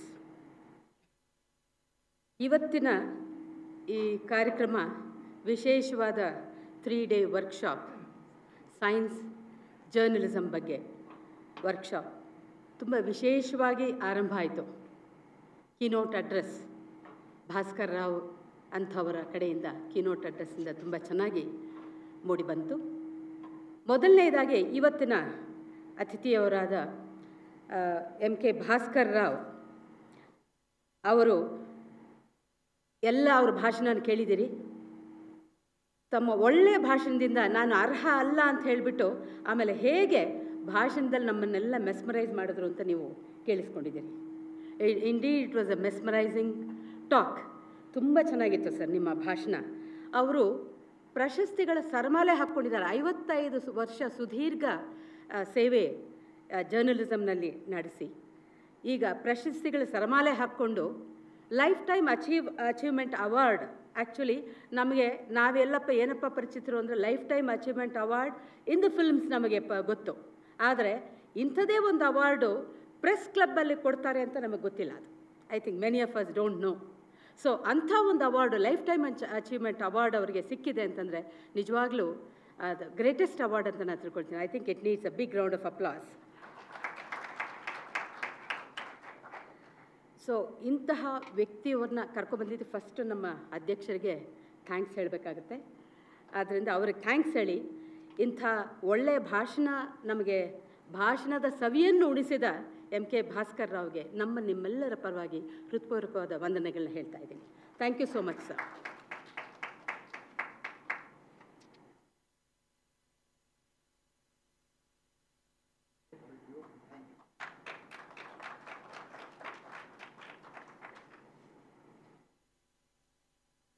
ಇನ್ನು ಥ್ಯಾಂಕಿಂಗ್ ನೋಟ್ ನಾನು ಸುಮಾರು ಕಡೆ ಕೊಟ್ಟಿದ್ರು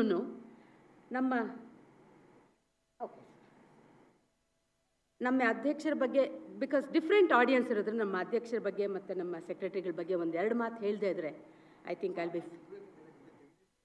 ಅದು ಹೇಳ್ತೀನಿ ಸರ್, ಹೇಳ್ತೀನಿ. Okay, first Jagadish. Okay sir. ಈಗ ವಿ ಜಗದೀಶ್ ಅವರು ಅವರ ಕಟ್ಟಿಸಿಕೊಟ್ಟ ನೆರಳಲ್ಲಿ ನಾವೀಗ ನಿಂತಿದ್ದೀವಿ. ನಾವು ಇದೇ ಬಿಲ್ಡಿಂಗಲ್ಲಿ ನಿಂತಿದ್ದೀವಿ. ನಾವು ಅವರು ಮೊದಲು ಹಾಕಿದ ಡೊನೇಷನ್ ಪಾತ್ರೆಯಲ್ಲಿ ನಂತರ ಇವರು ನಮ್ಮ ಅಧ್ಯಕ್ಷರು ಮತ್ತು ಸೆಕ್ರೆಟರಿ ಎಲ್ಲ ಸೇರಿ 22 years back. Just imagine. I think ಅವರು ಅಮೌಂಟ್ ಮೆನ್ಷನ್ ಮಾಡಲಿಲ್ಲ ಸರ್, ಆದ್ದರಿಂದ ನಾನು ಇಲ್ಲಿ ಮೆನ್ಷನ್ ಮಾಡೋದಿಲ್ಲ. ಆಗಿನ ಕಾಲಕ್ಕೆ it was a very big amount. Maybe ಈಗಿನ ಕಾಲಕ್ಕೆ ಕಂಪೇರ್ ಮಾಡಿದ್ರೆ ಕ್ರೋರ್ಸ್ ಆಗುತ್ತೆ ಅಂತ ಕಾಣುತ್ತೆ ಈಗ. ಸೊ ಆಗಿನ ಕಾಲಕ್ಕೆ it was a very big amount. ನೋಡಪ್ಪ ಇಂಥದ್ದನ್ನು ಒಂದು ಸೈನ್ಸ್ ಸೆಂಟರ್ ಕಟ್ಟಿಸ್ಬೇಕು ಅಂದ್ಕೊಂಡಿದ್ದೀವಿ ಅಂದ ತಕ್ಷಣ ಚೆಕ್ ಬರ್ಕೊಟ್ರಂತ. ಚೆಕ್ ನೋಡ್ಬಿಟ್ಟು ನಿಜವಾಗ್ಲೂ ಕಣ್ಣು ದೊಡ್ಡದಾಯ್ತಂತೆ. HN ಅವ್ರಿಗೂ ಅಷ್ಟೇ, AHR ಅವ್ರಿಗೂ ಅಷ್ಟೇ, ಸೆಕ್ರೆಟರಿ ಅವ್ರಿಗೂ ಅಷ್ಟೇ, ಎಲ್ಲರಿಗೂ ಅಷ್ಟೇ. ಸೊ ಇಲ್ಲಿ 1 ವರ್ಷ ಓದಿರೋದು ಅವ್ರು PU, ಮತ್ತು 3 ವರ್ಷ ಬಸವನಗುಡಿಲಿ ಓದಿರೋದು. ಸೊ ಇಂಥ ಹಳೆಯ ವಿದ್ಯಾರ್ಥಿಗಳು ನಮಗೆ ಇದ್ಬಿಟ್ರೆ, and he is counted in one among the top business men of the United States. ಅಮೇರಿಕಾದಂಥ ಮುಂದುವರೆದ ದೇಶದಲ್ಲಿ ಹೋಗಿ ಇಷ್ಟು ಸಾಧನೆ ಮಾಡಿ ಅದೊಂದೇ ಅಲ್ಲ, ಈಗ he is counted as one of the top entrepreneurs. ಆದ್ರೂ ಅವ್ರ ಮಕ್ಕಳಿಬ್ಬರು PhD ಮಾಡ್ತಾ ಇದ್ದಾರೆ ಸ್ಟ್ಯಾನ್ಫೋರ್ಡ್ ಯೂನಿವರ್ಸಿಟಿಲಿ. Just imagine. ಯೂಶ್ವಲಿ ದುಡ್ಡಿದ್ದವ್ರ ಮಕ್ಕಳು ಅಷ್ಟೊಂದು ಓದೋದಿಲ್ಲ ಅಂತ ನಾವು ಅನ್ಕೋತೀವಿ. ಬಟ್ ಇಲ್ಲಿ ನಿಜವಾಗ್ಲೂ ಇಬ್ಬರು ಮಕ್ಕಳು ಸ್ಟ್ಯಾನ್ಫೋರ್ಡ್ ಯೂನಿವರ್ಸಿಟಿಲಿ PhD ಮಾಡ್ತಾ ಇದ್ದಾರೆ ಅಂತಂದರೆ ನಿಜವಾಗ್ಲೂ ಅವ್ರು ಎಷ್ಟು ಚೆನ್ನಾಗಿ ಮಕ್ಕಳನ್ನ ಬೆಳೆಸಿದ್ದಾರೆ ಅಂತ ನಮ್ಗೆ ಗೊತ್ತಾಗುತ್ತೆ. ಆಮೇಲೆ ಇಂಥ ಒಂದು ದೇಣಿಗೆ ಕೊಟ್ಟು ಈ ಒಂದು ಬಿಲ್ಡಿಂಗ್ನ ಸೈನ್ಸ್ ಸೆಂಟ್ರಾಗಿ ಕನ್ವರ್ಟ್ ಮಾಡಿ ನಮ್ಮ ನ್ಯಾಷನಲ್ ಎಜುಕೇಷನ್ ಸೊಸೈಟಿ ಇವತ್ತು ನಾವು ಈ ಸೈನ್ಸ್ ಸೆಂಟ್ರಲ್ಲಿ ನಿಂತಿದ್ದೀವಿ ಅಂತಂದರೆ it is only because of BV Jagadish and of course our president and secretary. So ಅಂಥ ಇವತ್ತು BV ಜಗದೀಶ್ ಅವರು ಇವತ್ತೇ ಬಂದು ಆ್ಯಕ್ಚುಲಿ ಬ್ಯಾಂಗ್ಳೂರಿಗೆ ಇಳಿದಿದ್ದಾರೆ. ನಟರಾಜ್ ಸರ್ ನನಗೆ ನೆನ್ನೆ ಫೋನ್ ಮಾಡಿದ್ರು, ಜಗದೀಶ್ ಅವ್ರು ಬರ್ತಾ ಇದ್ದಾರಮ್ಮ ಅಂತ ಹೇಳಿಬಿಟ್ಟು. ಆಯಿತು sir, thank you so much ಅಂತ ಹೇಳಿ. ಸೊ ಅವ್ರು ಇರ್ತಾರೆ, ಫಿಸಿಕಲಿ ಹಿಲ್ ಬಿ ಪ್ರೆಸೆಂಟ್ ಅಂತ. ಆ್ಯಕ್ಚುಲಿ ಆನ್ಲೈನ್ ಬಂದು ಮಾತಾಡ್ತೀರಾ ಅಂತ ಕೇಳಿದ್ರಂತೆ. ಇಲ್ಲ ಆನ್ಲೈನೆಲ್ಲ ಫಿಸಿಕಲಿನೇ ಬಂದು ಮಾತಾಡ್ತೀನಿ ಅಂತ ಹೇಳಿ ಇವತ್ತು ಬಂದಿದ್ದಾರೆ. ಸೊ ಅವರಿಗೆ ಎಷ್ಟು ಥ್ಯಾಂಕ್ಸ್ ಹೇಳಿದ್ರು ಸಾಲದು, ಎಷ್ಟು ಥ್ಯಾಂಕ್ಸ್ ಹೇಳಿದ್ರು, words fail to express. So ನಿಮ್ಮೆಲ್ಲರ ಪರವಾಗಿ ಅವರಿಗೆ ಹೃತ್ಪೂರ್ವಕವಾದ ವಂದನೆಗಳು ಹೇಳ್ತಾ ಇದ್ದೀನಿ. Sir, thank you so much sir for gracing the occasion. ಈಗ ನಮ್ಮ ಅಧ್ಯಕ್ಷರು ಸದಾ ಉತ್ಸಾಹದ ಚಿಲ್ಮೆ. ಅವರು ಹೇಗೆ ಅದನ್ನು ಮೇಂಟೈನ್ ಮಾಡ್ತಾರೆ, ಆ ಉತ್ಸಾಹನ, ಆ ಸ್ಪಿರಿಟ್ನ, ಆ ಎಂಥೂಸಿಯಾಸಮ್ನ, ನಂಗೆ ನಿಜವಾಗ್ಲೂ it's always a big question mark, because he is keeping himself busy always. And 365 days I think he breeds national college. 17 ಸಂಸ್ಥೆಗಳೇನಿದೆ ಅದೇ ಅವರು ಹಗಲು ರಾತ್ರಿ ಶ್ರಮಿಸ್ತಾ ಇರ್ತಾರೆ. ಅದು ಯಾವ ಸಂಸ್ಥೆಗೆ ಏನು ಬೇಕು, ಯಾವ ಸಂಸ್ಥೆ ಹೇಗಿದೆ, ಯಾವ ಸಂಸ್ಥೆಯಲ್ಲಿ ವಿಸಿಟ್ ಬರ್ತಾ ಇದ್ದಾರೆ, ನನ್ನ ಕಡೆಯಿಂದ ಏನಾಗಬೇಕಾಗಿದೆ, ಟೀಚರ್ಸ್ ಏನು ಮಾಡಬೇಕು. ಮೈ ಗುಡ್ನೆಸ್, ಅವರು 24 ಗಂಟೆ ಅದೇ ಅವರ ಇದು. ಐ ಥಿಂಕ್ ನಿದ್ದೆ ಮಾಡೋವಾಗ ಏನಾದ್ರೂ ಅದಕ್ಕೂ ಕನಸು ಕಾಣ್ತಾರೇನೋ, ನಿದ್ದೆ ಮಾಡುವ ಸಮಯದಲ್ಲಿ ಅದು ಕನಸು ಕಾಣ್ತಾರೇನೋ. ಸೊ ಅದೇ ಅಲ್ಲ, ಅದು ಒಂದು part. Totally he is dedicated his service to national education society. ಅದಲ್ಲದೆ ನಿಮಗೆ ಹೇಳಲೇಬೇಕು, ಯಾಕೆ ಅಂತಂದರೆ ಈ over a period of his stay in national colleges, I think 50 ವರ್ಷಕ್ಕೂ ಹೆಚ್ಚು ಇದರಿಂದ ನ್ಯಾಷನಲ್ ಕಾಲೇಜಸಲ್ಲಿ ಸೇವೆ ಸಲ್ಲಿಸ್ತಾ ಇದ್ದಾರೆ. ಅಷ್ಟರಲ್ಲಿ ಅವರು ಸುಮಾರು ಕೋಟಿಗಳು ಕೊಟ್ಟಿರ್ಬೋದು ಡೊನೇಷನ್. ಸೊ ಟೀಚರ್ ಆಗಿದ್ದಾಗಲಿಂದ ಶುರುವಾಗಿ 5 ಲಕ್ಷ ರೂಪಾಯಿ ಯಾವ ಕಾಲದಲ್ಲಿ ಕೊಟ್ರಪ್ಪ ಅಂದರೆ 90s. ಈಗ ಅದನ್ನು ಅಕಸ್ಮಾತ್ 5 ಕೋಟಿ ಅಂತ ಕೇಳ್ಬೋದು. ಆವಾಗ ಎಲ್ಲೂ ಮಿಡ್ ಡೇ ಮೀಲ್ಸ್ ಅನ್ನೋ ಒಂದು ಇದಿರಲಿಲ್ಲ. ಆ ಥರ ಒಂದು ಮಿಡ್ ಡೇ ಮೀಲ್ಸು ಹೊಸೂರು ಅಂತ ಸಣ್ಣ ನ್ಯಾಷನಲ್ ಹೈಸ್ಕೂಲ್ಗೆ ಅಲ್ಲಿ ಸ್ಟಾರ್ಟ್ ಮಾಡಿ ಬಡ ಮಕ್ಕಳಿಗೆ ಮಧ್ಯಾಹ್ನದ ಬಿಸಿ ಊಟನ ವ್ಯವಸ್ಥೆ ಆವಾಗ ಇಂಡಿಯಾದಲ್ಲಿ ಎಲ್ಲೂ ಇರಲಿಲ್ಲ. ಅದರ ನಂತರ ಇದು ತಮಿಳ್ನಾಡಲ್ಲಿ ಶುರುವಾಯ್ತಂತೆ. ಸೊ ಅಂಥ ಒಂದು ಇದನ್ನು ಡೊನೇಟ್ ಮಾಡಿ ಮಕ್ಕಳಿಗೆ ಮಧ್ಯಾಹ್ನದ ಬಿಸಿ ಊಟ ಅಂತ ಶುರು ಮಾಡಿದ್ದು ಈ ಮಹನೀಯರು, ನಮ್ಮ ಅಧ್ಯಕ್ಷರು. ಅದಾದ ನಂತರ 10 ಲಕ್ಷ, 5 ಲಕ್ಷ, 50 ಲಕ್ಷ ಸುಮಾರು ಸತಿ ಕೊಟ್ಟಿದ್ದಾರೆ. ಯಾವಾಗ ಅವ್ರಿಗೇನು ಕೊಡಬೇಕು ಅನಿಸುತ್ತೋ ಇಂಥದ್ದು ಕೊಡೋಣ ಅಂತಂತಂದರೆ ಅವ್ರು ಕೊಟ್ಟಿದ್ದಾರೆ. It amounts to crores. ನಾವು ಇಂಥ ಒಂದು ವ್ಯಕ್ತಿ ನಮ್ಗೆ ನಿಜವಾಗ್ಲೂ ನಮ್ಮ ಅಧ್ಯಕ್ಷರಾಗಿರೋದು NES ಪುಣ್ಯ ಅಂತ ನಾನು ಅನ್ಕೋತೀನಿ. ನಮ್ಮೆಲ್ಲರನ್ನೂ ಹೇಗೆ ನಡೆಸಬೇಕು, ಎಲ್ಲ ಇನ್ಸ್ಟಿಟ್ಯೂಷನ್, ಒಂದೇ ಇನ್ಸ್ಟಿಟ್ಯೂಷನ್ ಅಲ್ಲ, 17 ಇನ್ಸ್ಟಿಟ್ಯೂಷನಲ್ಲಿ ಹೇಗೆ ಟೀಚರ್ಸ್ನ ನಡೆಸಬೇಕು, ಹೇಗೆ ಸಂಸ್ಥೆ ನಡೆಸಬೇಕು ಅಂಥೇಳಿ ತುಂಬ ಒಳ್ಳೆಯ ರೀತಿಯಲ್ಲಿ ಹೆಚ್ಚಿನ ನಂತರ ಏನಪ್ಪ ಅಂತಂದಾಗ ಇವರು ಹೆಚ್ಚನ್ನು ತನ್ನ ಜವಾಬ್ದಾರಿನ ಇವರು ಸಮರ್ಥ ಹೆಗಲ ಮೇಲೆ ಇಟ್ಟು ಹೆಚ್ಚನ್ನು ತೆರಳಿದ್ರು. ಈ ಸಂಸ್ಥೆಗಳು ಎಷ್ಟು ಚೆನ್ನಾಗಿ ನಡ್ಕೊಂಬರ್ತಾ ಇದೆ ಅಂದರೆ ಎಲ್ಲ ಸಂಸ್ಥೆಗಳಿಗೂ ಮಾದರಿಯಾಗಿ ನಡ್ಕೊಂಬರ್ತಾ ಇದೆ. ನಿಮಗೆಲ್ಲರಿಗೂ ಗೊತ್ತು.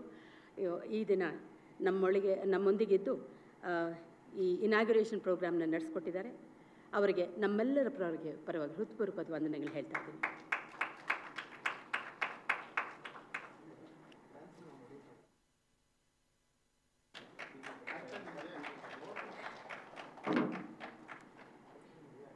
ನಂತರ ನಮ್ಮ ಸೆಕ್ರೆಟರಿಗಳಾದ ಪ್ರೊಫೆಸರ್ SN ನಾಗರಾಜ ರೆಡ್ಡಿಯವರು ಹೇಗೆ ಇವರಿಬ್ಬರ ಕಾಂಬಿನೇಷನ್ ಹೇಗಿದೆಪ್ಪ ಅಂದರೆ ಹಾಲು ಜೇನು. ಅವರೆಷ್ಟು ದುಡಿತಾರೋ ಇವರು ಅಷ್ಟೇ ದುಡಿತಾರೆ. ಅಥವಾ ಫಿಸಿಕಲಿ ಇವರು ಓಡಾಡೋದು ಇನ್ನೂ ಜಾಸ್ತಿ ಓಡಾಡ್ತಾರೇನೋ ಅನ್ಸುತ್ತೆ. ಎಲ್ಲ ಸಂಸ್ಥೆಗಳಿಗೆ ಗೌರಿಬಿದನೂರಾಗಿರ್ಬೋದು, ಅಥವಾ ಬಾಗೇಪಲ್ಲಿ ಆಗಿರ್ಬೋದು, ಹೊಸೂರು ಆಗಿರ್ಬೋದು, ಸುಬ್ರಹ್ಮಣ್ಯಪುರ ಆಗಿರ್ಬೋದು, ಎಲ್ಲ ಕಡೆ ಎಲ್ಲೆಲ್ಲಿ ನೆಸೆಸಿಟಿ ಇದೆಯೋ ಅವರು ಫಿಸಿಕಲಿ ಅವ್ರು ಹೋಗಿ ಇವರು ಸೆಕ್ರೆಟರಿ ಆದ ನಂತರ ಸಾಕಷ್ಟು ಬಿಲ್ಡಿಂಗ್ಗಳನ್ನ ಕಟ್ಟಿಸ್ಕೊಟ್ಟಿದ್ದಾರೆ, ಸಾಕಷ್ಟು ಚೇಂಜಸ್ ಆಗಿದೆ. ಹಾಗೆ ಇವರು ಅಷ್ಟೇ ಇದೇ ನೆಲದಲ್ಲಿ ಇದೇ ಕಾಲೇಜಿನ ವಿದ್ಯಾರ್ಥಿಯಾಗಿ, ಇಲ್ಲೇ ಮೇಸ್ಟ್ರಾಗಿ, ಇಲ್ಲೇ ಪ್ರಾಧ್ಯಾಪಕರಾಗಿ, ಹೆಡ್ ಆಫ್ ದಿ ಡಿಪಾರ್ಟ್ಮೆಂಟ್ ಆಗಿ, ವೈಸ್ ಪ್ರಿನ್ಸಿಪಲ್ ಆಗಿ ಸಾಕಷ್ಟು ಪೊಸಿಷನ್ಸ್ನಲ್ಲಿ ಸರ್ವ್ ಮಾಡಿದ್ದಾರೆ ನ್ಯಾಷನಲ್ ಎಜುಕೇಷನ್ ಸೊಸೈಟಿನ. ಈಗ ಈ ಸ್ಥಾನದಲ್ಲಿ ಸೆಕ್ರೆಟರಿ ಸ್ಥಾನದಲ್ಲಿ ಕೂತ್ಕೊಂಡಿದ್ದಾರೆ. ಹಾಗೆಯೇ ಇವರೂ ಸಹ ತಮ್ಮ ತಂದೆಯ ಹೆಸರಲ್ಲಿ ಒಂದು ಮ್ಯೂಸಿಕ್ ಇದಕ್ಕೆ ಡೊನೇಟ್ ಮಾಡಿ ಅದರಿಂದ ನಾವು ಪ್ರೈಸಸ್ ಕೊಡ್ತಾ ಇದ್ದೀವಿ. ಸೊ ಈ ಇಬ್ಬರು ಮಹನೀಯರಿಗೆ ನಾವು ಎಷ್ಟು ನಿಜವಾಗ್ಲೂ we are so thankful and highly thankful sir. So ಈ ಮಹನೀಯರು ಇವತ್ತು ನಮ್ಮೊಡನೆ ಈ ಇನಾಗ್ಯುರಲ್ ಫಂಕ್ಷನಲ್ಲಿದ್ದಾರೆ. ನಮ್ಮೆಲ್ಲರ ಪರವಾಗಿ ಪ್ರೊಫೆಸರ್ ನಾಗರಾಜ ರೆಡ್ಡಿ ಸರ್ ಅವರಿಗೆ ಹೃತ್ಪೂರ್ವಕವಾದ ವಂದನೆಗಳು ಹೇಳ್ತಾ ಇದ್ದೀನಿ.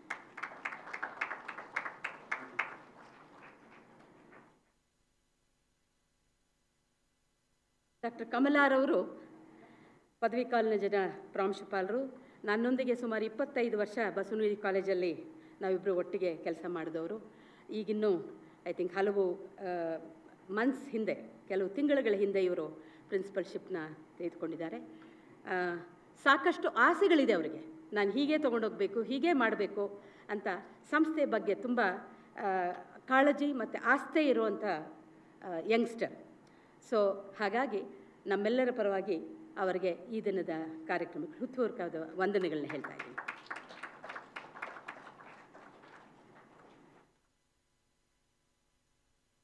ಮುಂದೆ ಕುಳಿತಿರುವ ಡಿಗ್ನಿಟರೀಸ್ ಎಲ್ಲರಿಗೂ ನಮ್ಮೆಲ್ಲರ ಪರವಾಗಿ ಹೃತ್ಪೂರ್ವಕವಾದ ವಂದನೆಗಳು sir.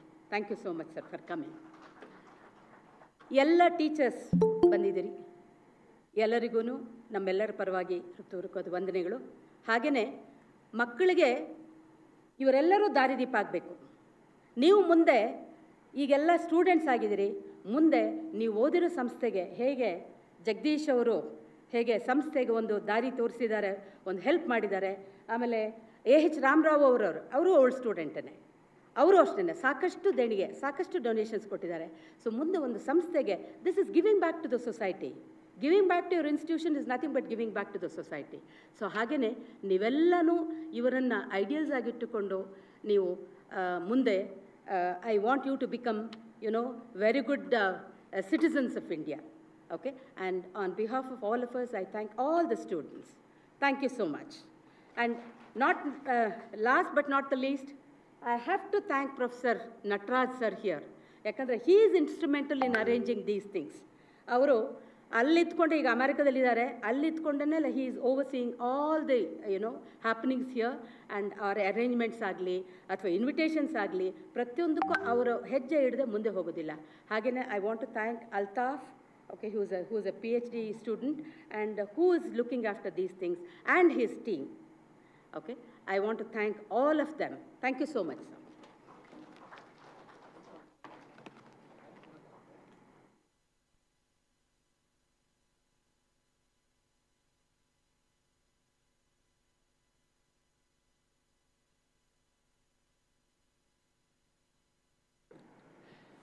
Yes.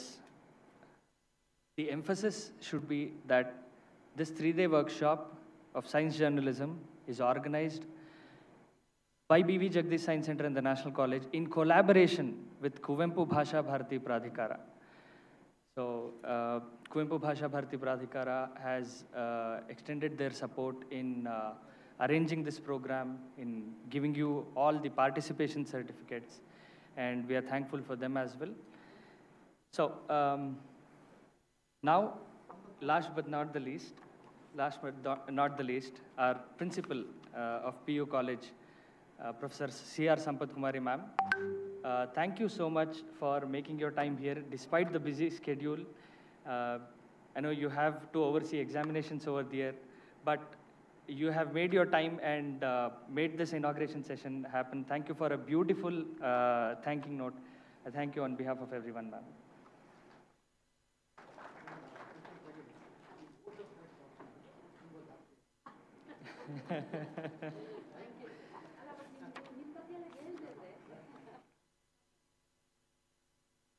Indeed, it was a successful inaugural. I thank all the dignitaries on the dais and off the dais for participating. And right after a coffee break, we will start with our second sessions. With this, we come to an end of inaugural session. Thank you so much.